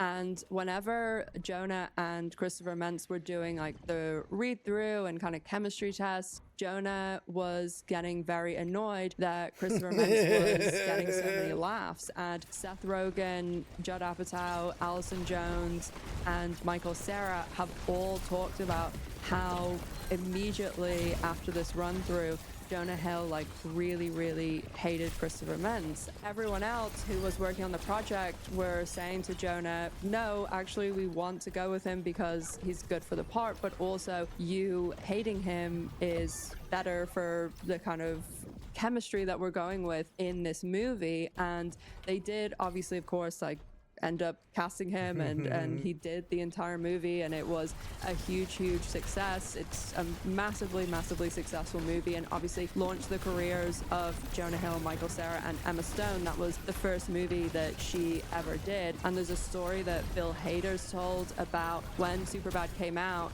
He and Emma Stone went to the movies to see it because it was the first time like Emma Stone was going to see herself in a cinema, and they sat at the back and like watched the movie and were really blown away like how much people seem to like it and all the laughs and stuff. Yeah, Superbad was good. When they were filming through the success of the film, Jonah Hill had a lot of problems with Christopher Mentz becoming the really big kind of star of that film, and especially all of the quotes and, you know, even like the t-shirts and stuff that were made from it, they were all centered around the McLovin character, and Jonah Hill just did not treat Christopher Mentz or a lot of the crew or people that worked on that movie very well, according to a lot of the interviews and things that have come out over the years. And as I said, all of the people involved with producing and casting have spoken about how much Jonah Hill hated Christopher Mentz and how poorly he treated him. And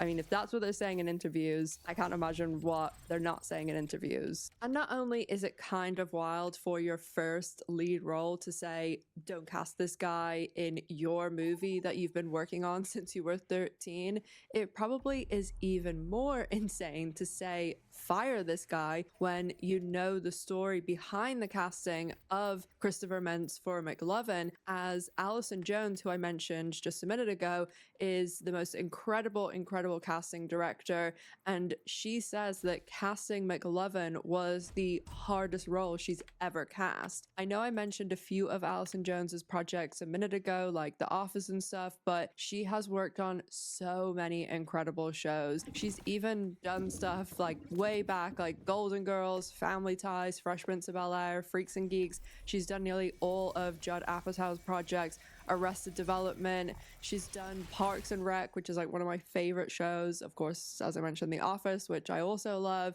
She's done movies like Lady Bird and Barbie. Honestly, even when you watch like interviews with her and stuff, she comes off so knowledgeable, and she just seems like someone who's really great at their job. And I think the proof is obviously in so many of the shows and movies that she's cast. She's found these people that are absolutely amazing talents, and she has been the one to cast them in a lot of the projects that were their first big roles, and certainly a lot of the roles that really set them up into these huge careers in Hollywood. So I say all that because I'm sure a lot of people might not be familiar with like casting directors and like by name certainly, but Allison Jones, when she was casting McLovin, they found it so difficult to find the part that she was actually going around and putting up posters that were literally saying, geeks who want to act call this number. And so they auditioned so many people. And when they did eventually find Christopher Mentz, for then Jonah Hill is in his first lead role and is like 24 to turn around and say to Alison Jones, who, yes, it was only 2007, 2006, 2007 at this stage, but today she's had a 43-year-long career. Plenty of those massive shows she had done before, and she already had this incredible reputation in the industry. And regardless of that fact, it's still, in my opinion, just like so rude to come on to a set and do that. And in fact, not only has Alison Jones given Jonah Hill a lot of his other projects, Alison Jones is also responsible for giving Beanie Feldstein her big break in the movie industry, as although she had done Broadway, her first big lead movie role was in Olivia Wilde's directorial debut Booksmart. And Beanie's first name isn't obviously Beanie, it's Elizabeth, but Beanie is the nickname her childhood nanny gave her, and so that's what she's just gone by professionally too. She is the youngest of the three Feldstein siblings. Jonah is in the middle, and they also had an older brother, Jordan Feldstein, who, it's a really horrible story what happened to him. He passed away just a few years ago at only 40, and he had 2 children. He was a very successful music manager, and he was married for a very short period of time to Clint Eastwood's daughter. I've never been able to get concrete information on this, but the rumor was that the marriage was a result of a drunk Vegas situation, that apparently they ended up annulling it because the fathers on both the groom and the bride's side were not impressed by the decision to do this and the lack of prenup and prenup planning, because obviously both families are extremely wealthy. And Jordan passed away very, very suddenly. He actually had a blood clot in his leg, and he passed away just a few days before Christmas. And obviously 40 is like just really, really awful situation. And as I said, he was a very successful music manager. He managed Maroon 5 for their entire career until his passing. And as I mentioned, the Feldsteins were very close friends of Adam Levine and his whole family. And not only did they grow up together, and Jonah Hill and Adam Levine are best friends since grade school, Jonah Hill actually officiated Adam Levine's wedding. Jonah's mum is actually Adam's godmother, and Jonah and Adam's mum, I believe still, but they did for a while certainly, run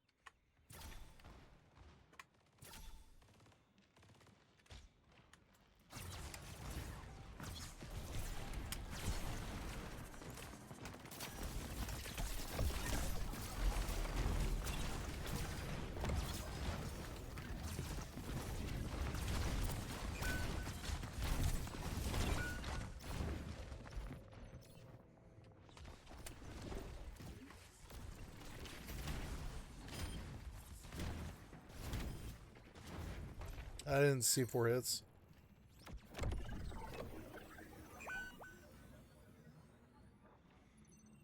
A charity together, and not only were Jonah and Adam very friendly growing up and in the earlier days of their careers, they also were a part of like a friendship group of very well connected nepo babies whose parents weren't actors but were very wealthy and established in Hollywood, like Maggie and Jake Gyllenhaal and Jason Segel. Jason Segel also, like Jonah and Seth Rogen and James Franco and all the others, they all started their careers through Judd Apatow. And of course, Jason and Seth and James Franco all started on Judd Apatow's TV series Freaks and Geeks together. I do talk about that a little bit more in my James Franco video from a few weeks ago. Just to give a tiny little bit more information on what I talked about at the beginning of the video with Jonah and his team kind of rewriting history and certainly rewriting or reimagining his upbringing and the early days of his career.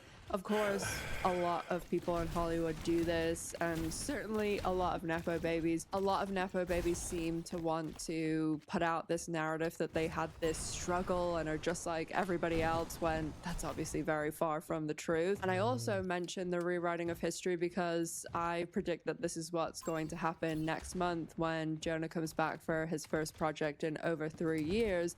And I think we're going to see a lot of rewriting of history when it comes to his controversy and all the allegations that came out about him 3 years ago. When Jonah was cast in his first role in 2004 in I Heart Huckabees, he didn't even have an agent at the time, which I'm sure most people will tell you that it's pretty next to impossible to get a role in a mainstream project with multiple big names without an agent. When you try and look up information about Jonah's relationship with Dustin Hoffman and when he's talked about this early part of his careers and interviews and stuff, it is very difficult to find and seems to be intentionally buried. It's only really when you look at media outside of the US is when you find a lot of these quotes from him and him discussing it, because he really won't discuss it anymore. There are a few interviews like from the UK's The Guardian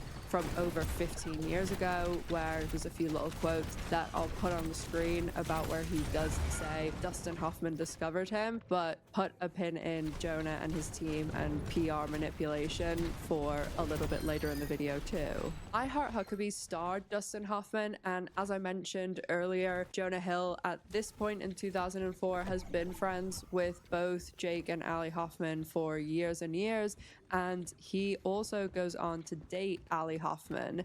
So I'm going to throw a lot of information and names here, but this information and how all these people are connected and their kind of nepo connections and families and friends and hookups, it's honestly wild when you look at it, but it's kind of Hollywood nepotism at its finest. And this is happening in 2004, and honestly, it's even worse today with getting auditions, interviews, and roles through family, friends, connections, and all of those sorts of things. So Dustin Hoffman gets in this part in the movie he's starring in, and that's his first role. And then he's introduced to 2 more people, one being Judd Apatow, that immediately leads to the small role in The 40-Year-Old Virgin, and then of course goes on to all of these other roles with Knocked Up and Superbad and all the other Judd Apatow movies.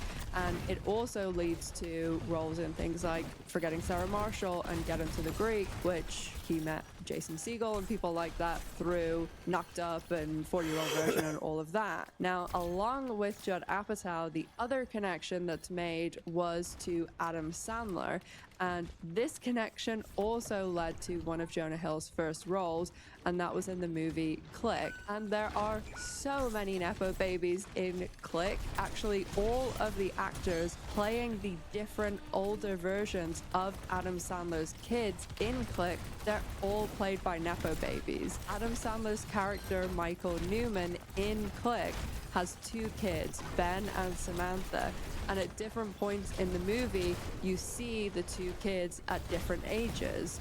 Ben is played at 17 by Jonah Hill. He's played in his mid-20s-ish by Dustin Hoffman's son, Jake Hoffman. And then the daughter is called Samantha. She's played by Lorraine Nicholson, the daughter of Jack Nicholson. And the adult Samantha is played by Katie Cassidy, David Cassidy's daughter. And one other really wild Jonah Hill, Dustin Hoffman connection that I hardly ever see talked about.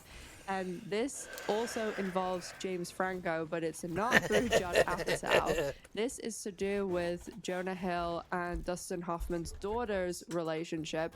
And that's the fact that their relationship inspired a movie. When Jonah Hill was working on the movie The Watch with Ben Stiller, he was talking to Ben Stiller about how he was going on vacation with Dustin Hoffman. And obviously Dustin Hoffman and Ben Stiller, who Ben Stiller is also a Nepo baby, they worked on Meet the Fockers and all those movies together. And Sean Levy, who's known for Stranger Things and Deadpool and loads of other stuff, he overheard this conversation between Jonah Hill and Ben Stiller. And Jonah Hill was saying, oh yeah, like I've known Dustin Hoffman for years and years, but I don't think he likes me anymore. And we're going on vacation together and all of this. And so that conversation prompted Sean Levy to create a movie down Tropic the road Thunder. that ended up being Why Him, that Oh, Why starred Him, yeah. Bryan Cranston and James Franco. Oh, and yeah. I talked about this movie also in my James Franco movie because the actress who played the girlfriend in Why Him has spoken many times about how much she hated working with James Franco and what an absolute creep that he was. Why him? She's doing a movie called Why Him, and she hates the actor. So Why that him? is just wild connection. The irony is actually so fucking crazy. And Jonah Hill ended up being given a producer credit for being the inspiration in Why Him. Jonah Hill dated your daughter for a while, right? Yes, I'm not supposed to talk about that. I did a movie called Why Him. Yes. Anyway, Jonah was talking to Ben Stiller on the set one time, really early in his This is relationship. true. He was really like nervous about it. He thought, you know, that you wouldn't like him. Oh. And the producer, Sean Levy, overheard it. Yes. He's like, that's a great Idea for a story. movie. One thing about this group that James Franco and Seth Rogen and Jonah and Jason Segel and Jay Baruchel, who he actually talks very openly, Jay, about how much he dislikes and doesn't get on with Jonah. But all of that group with some other people that kind of swap in and out of the group, like Channing Tatum and Aziz Ansari, a lot of them kind of tell on themselves because they have done a lot of jokes about each other that has later turned out to be true. Again, I feel like I've said my James Franco video about 3 times, but in that video, I talked about how James Franco had a roast. There was like a roast on Comedy Central of James Franco, and all of these people I've mentioned were the ones like hosting the roast and doing all of the jokes. And all through that roast, nearly every single person who comes up and like goes into James Franco, nearly all of them, because all like the main people are sitting on the stage, nearly all of them make some sort of dig about Jonah Hill and him just being like rude and horrible and stuff. And of course there's so many examples of James Franco and all of these like jokes that Seth Rogen and people would make about James Franco going after underage girls, like trying to bring underage girls and underage fans to hotel rooms. There's even a Saturday Night Live monologue where Seth Rogen goes into, underage fans and hotels and James Franco. And so when a lot of this stuff came out about Jonah Hill being a douche and being a prick, this again seemed to be a situation at the James Franco roast where they were all telling on each other. Whenever his kind of rudeness or really like aggressiveness sometimes is brought up, he will immediately say that it's to do with people discussing his weight. And while I absolutely do have sympathy for the fact that he was really like his weight was talked about so much, and when he loses weight, gains weight, and as someone who's like lost a lot of weight myself, obviously like I'm a normal person, I'm not dealing with it in any way with like media and stuff, But yeah, like people do comment on it. But when you watch the vast majority of these interviews, I would say yes, like people definitely make inappropriate comments. They make comments that come off as rude, but a lot of the time it's nothing to do with his weight. It's just him being rude. Jonah also only seems to really be concerned about comments about himself. There have been many stories about him speaking horrendously, particularly about women and how they look. And especially when he'll get some sort of comment or question that he doesn't like, he will blow up and turn extremely vicious. And this might not have anything at all to do with his weight. There's a commentary, like they used to do a lot of those DVD commentaries, especially in the 2000s and like very early 2010s. You'd buy the DVD and it would be a lot of the time like the stars of the movie or the director, and a lot of them, honestly, they would give like a lot of really good information. And I cannot believe the Superbad one, like they put it out, because he is so rude. And at one point, one of the actors walks off because, like, obviously you're not seeing it, you're just hearing it, but he is so rude. And I haven't been able to listen to a few of the other commentaries because I just can't get access to them, because they are a lot of the time kind of lost media, because some of them are uploaded to YouTube, but unless you have the DVD, you can't really get it, and some of the DVDs you can't buy anymore.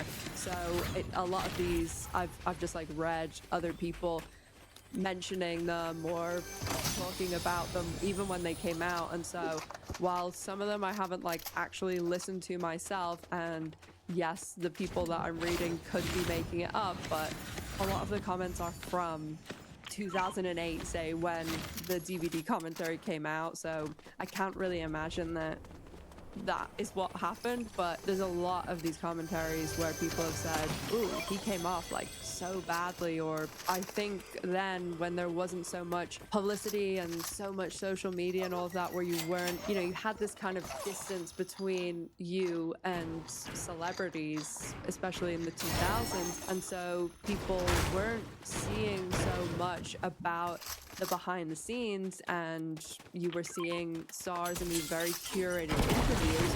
And so in the late 2000s, when people have seen all of these movies that are him in Superbad and Knocked Up and all these like, oh, funny guy movie, whenever they listen to the commentary, a lot of people were like, oh, whoa, like this is not what I expected at all. And again, I'm going to preempt this with, these are just comments that I've read, but there are also countless comments on forums and places like Reddit of people who have actually either met Jonah in person or worked on some sort of interview or something he's been on, worked on a lot of the productions that he's been involved in, and all of these stories have the exact same through line. He was awful, he was terrible to deal with, he was so difficult to work with, but there's just so many of them that it's really difficult to believe that every single one of them isn't true. Because again, when I'm researching these videos, like I really try and do a super deep dive, and there's just so many comments that it's really hard to believe that at least some of them aren't true. But put a pin in that for a few minutes, as we'll talk a lot more towards the end of the video, not only about people's on set and behind the scenes stories and rumors about Jonah Hill, but also people who've encountered him in the wild, women that have been hit on by him, and what their experiences were like. There have also been allegations that whenever Jonah has gone on a show, especially a lot of smaller shows or not mainstream shows or shows outside the US, and he's had like this very terrible interview with someone where he doesn't like what they say, or it just becomes really like tense and he starts to be rude. A lot of the time the show or like the interviewer will issue this like really groveling apology, which the fact that they put this apology out and it will be like so long and so detailed, it just really seems like there might have been some sort of, you need to do this or we will not come back on the show, or we will not let XYZ go on the show. I mean, that's just kind of my interpretation, because it just seems like a lot is being put into these like really detailed, long apologies that really suck up to Jonah Hill, to be honest. And I just can't imagine that there's any sort of other motivation for it, because there's interviews all the time that come off badly and people say dumb things, but it just seems to be kind of a pattern too, that anytime that he's upset with an interviewer, that these really detailed, like, suck up apologies come out. Could it just be that the interviewers or whatever decide to do that? Sure, but again, it just seems kind of suspicious to me. So I want to get into the main big story that happened in 2023, where his ex-girlfriend Sarah Brady released text messages and had allegations that he was emotionally abusive. And after this story came out, he pretty much disappeared and he hasn't done anything since then. And this is also when just after this is when he started to say that he wasn't going to do any media going forward. He's not really going to do any sort of publicity for anything that he works on in the future, coincidentally. And I think that's why from now on, when he does come back next month and beyond that, you're really probably not going to see him, work on much that he didn't write and direct, because I don't think that too many directors would be thrilled about hiring a big name actor with a big paycheck and that actor wouldn't promote the show or the movie, because while these actors get millions and millions of dollars, it's not just for acting. Like, especially someone who has name recognition, that big multi-million dollar check very much includes the publicity and promotion for the project. I also think this is why you'll see him working with studios like Apple, because Apple TV, it's a loss leader. I don't think that will ever be profitable, and they could not care less about it. It's kind of like Publix and Target. They'll sell bread or milk or something at cost, or even losing a few cents, because it will get people in the door to purchase all their other groceries. Apple TV is kind of just another feather in Apple's cap. They have so much money that they couldn't really care less about spending a couple of million on an awesome show like Pluribus or Severance, but that's a topic for another day. And I'm not saying he's never gonna do something through like Netflix or some other platform where they want their shows and their platform to be profitable. That's like their main goal.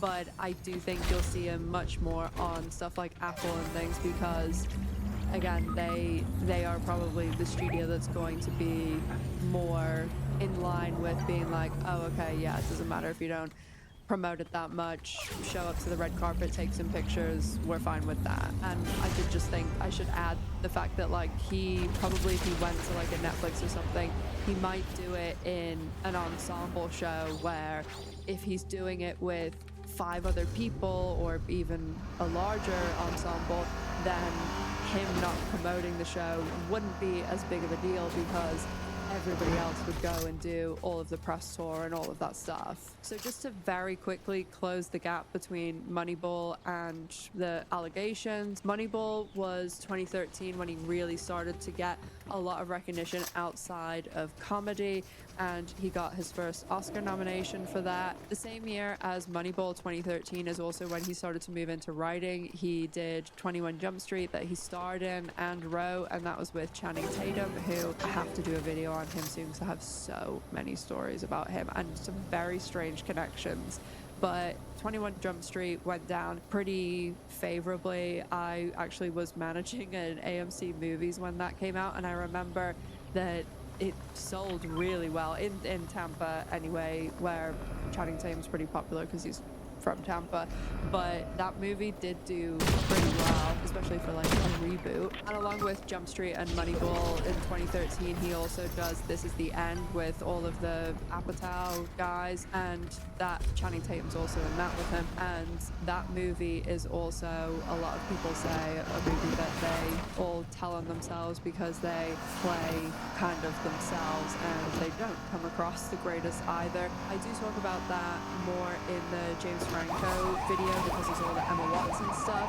But again, the same year, he starts working on the massive Martin Scorsese movie that stars Leonardo DiCaprio, The Wolf of Wall Street, which was a very, very big movie. And due to like the budget and everything that was happening, Jonah Hill reportedly took the standard minimum fee for a supporting actor role on the movie, which is $64,000. And there was a lot, his team was constantly pushing this out, that he took the $64,000 for this, which obviously he's already a multi-millionaire by this stage, and you're going to get a much bigger return going in a Martin Scorsese movie starring Leonardo DiCaprio. If you do a good job, that's going to work out pretty well for you.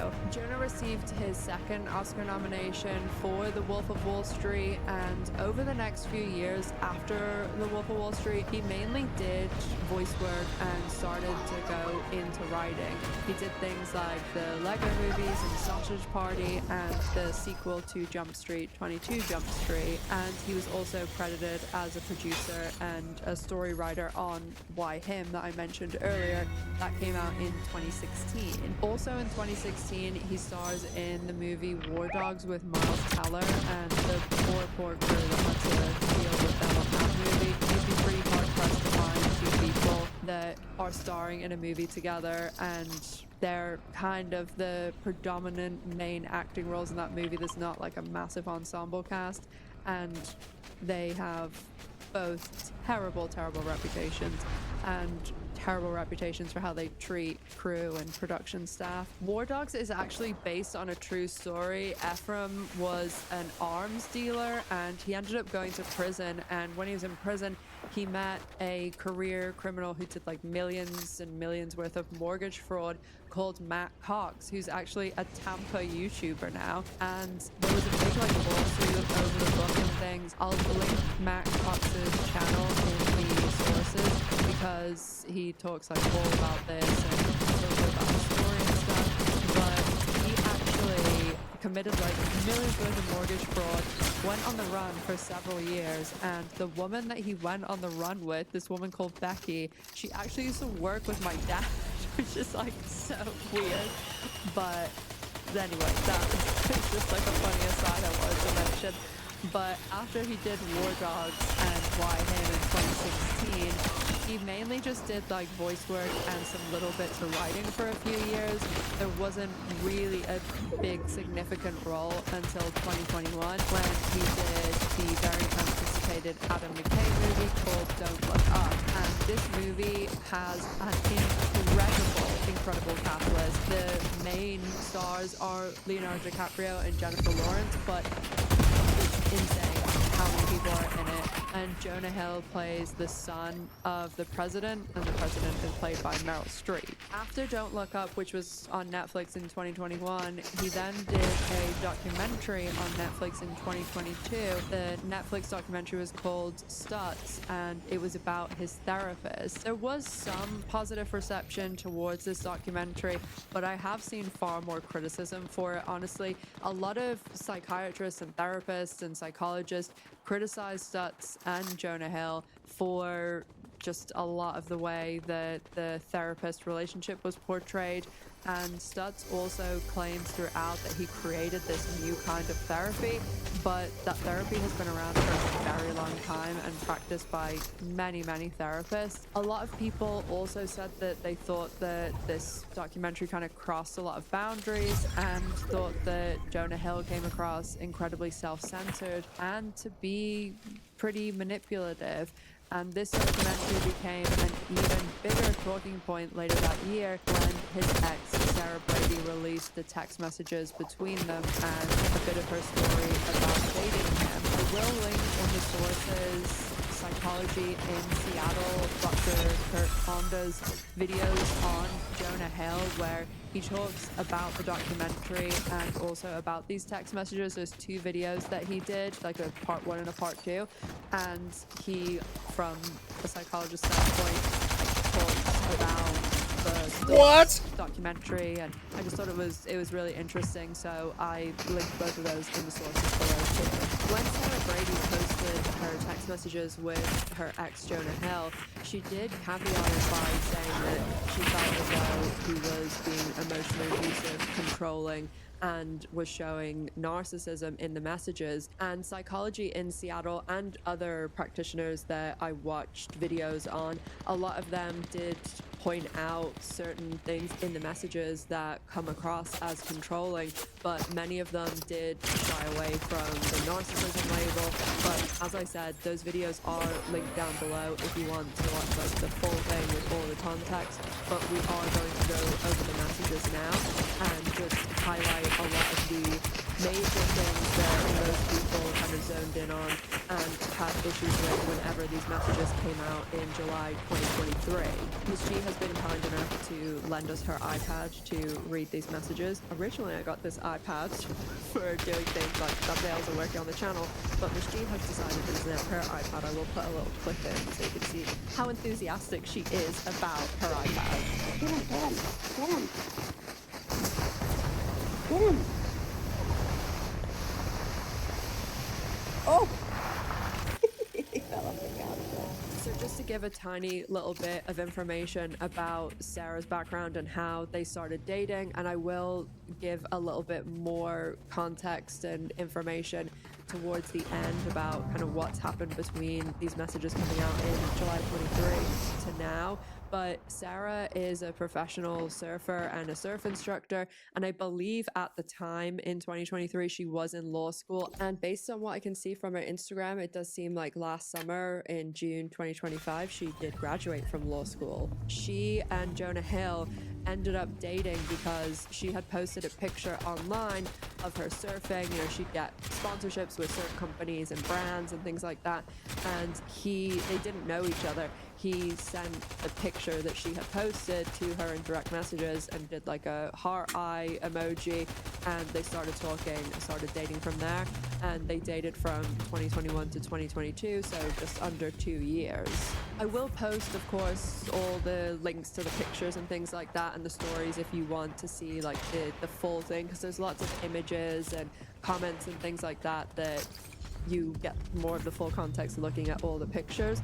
While there is a series of stories, most of the main criticism towards Jonah Hill came from one of the text messages Sarah shared from him that listed what he calls a list of boundaries if they want to continue dating that she needs to adhere to. And not to bust out my bachelor's in psychology, but most of the therapists, psychologists, psychiatrists that I've seen talk about this story, they will always say boundaries aren't something you give someone else. They're things that you set for yourself. This is my boundary for myself whenever I go out, and I don't drink. So whenever I go out, normally I leave about midnight because that's when lots of other people start getting drunk, and I don't want to be one of the drunk people when I'm still cold sober. I don't go out to people and say, to be my friend, you can't have more than 2 drinks and you can't be out past midnight because I like to go home at midnight. Maybe that's like a dumb example, but that is the sort of context that I've got listening to all of the psychiatrists and psychologists whenever it comes to the boundaries and the way that Jonah Hill lays it out. So the text message in like the full context says, plain and simple, if you need surfing with men, boundaryless, inappropriate friendships with men, to model, to post pictures of yourself in a bathing suit, to post sexual pictures, to have friendships with women who are in unstable places, and from your wild recent past, beyond getting a lunch or a coffee or something respectful, I am not the right partner for you. If these things bring you to a place of happiness, I support it, and there will be no hard feelings. These are my boundaries for romantic partnership. My boundaries with you, based on the way these actions have or hurt our trust. Other than a lot of misspelling and like bad grammar and sentence structure and things. So you will hear some mistakes like that, but I want to read it out as it's written. So obviously, immediately a lot of people were saying, well, can't really give someone a list of demands. And also a lot of the things like posting pictures of her surfing or in bathing suits, she's a professional surfer, and also that's how they met. Was he responded to a picture of her in a bathing suit surfing, and obviously someone should be able to post whatever picture they want of their body and everything like that. But even if you looked at a lot of the pictures that Sarah was posting when these messages came out and before that and when they were dating, she was in like a one piece a lot of the time, and a lot of the pictures were just clearly her showing her surfing. There are several other text messages that focus on the Instagram and what's being posted there, and certainly a lot of the psychologists and therapists videos that I watched, one of the other text messages that they really had issue with were the ones that were talking about Sarah removing certain videos and pictures on Jonah's request. There's one of the text messages where Sarah's replied, and you can't see like the top of it, but from the context it seems like she's taken down pictures, and she said 3 removed, not the video yet. It's my best surfing video. Would you feel better if the cover frame was different? Any more specific ones that bother you? And then he says, yes, one that isn't of your ass in a thong. And then she replies saying, not a thong, but K. And then he says, and as far as the other pictures, you in a bathing suit, surfing or not. Then immediately he replies saying, I'm done, there's tons, I'm just going back the past month. And I also think it's worth noting that he is obviously a big A-list star, and there is an age gap in the relationship. They both are completely consenting adults. He is in his like late 30s when these messages are being sent, and she's 24. And I've spoken before about the fact that I am, again, bringing to my late 30s, but I have 2 sisters who are 3 and 4 years younger than me. But then I have a brother who is more like a brother-son because he was very young when my mom passed, and he's 24 now. And thinking about him or any of his friends, and they were getting messages like this, I would be absolutely furious if I read messages that a woman had sent him saying, you need to not post pictures like this. He doesn't really post on social media, but you know what I mean for the example's sake. I think there are a lot of people who also could identify either from dating someone like this themselves or having a friend who had dated someone like this. Another big part of the messages was Sarah discussing with her friend either the couples therapy that she and Jonah went to together, or her therapist and that therapist's kind of interpretation of the relationship, because Jonah obviously has his therapist, Dr. Stutz, and then they have a couples therapist, and then she has her own therapist.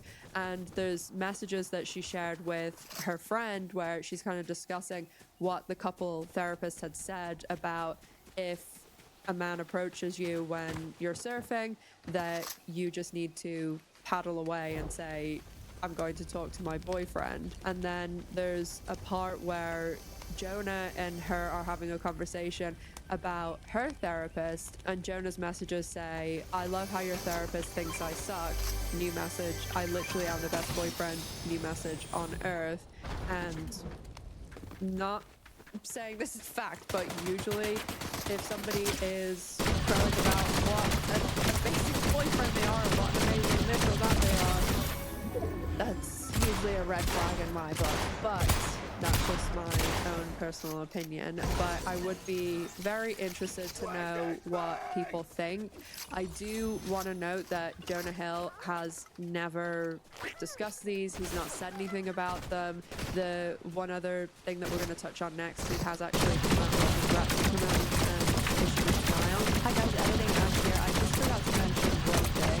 It's not really a response. It's more like a prick move, to be honest. Jonah Hill has this wellness lifestyle brand. It's like a streetwear company called Meaningful Existence, and he's supposed to be poking fun at wellness brands who charge like really expensive prices for putting words on a tote bag and then charging something obscene for it. But the thing with Jonah Hill, like if if they were doing that, like, I get the point, but they're charging outrageous prices. So I don't think they know what a joke is, or maybe they just too are like, oh yeah, it's a joke, but still, like, give us your money. But the whole point of telling you that is that he actually released some items through this wellness brand that's called Meaningful Existence, and it was seen as a somewhat response and a dig at his ex-girlfriends and also people that were talking about this and all the backlash that he was getting. And he released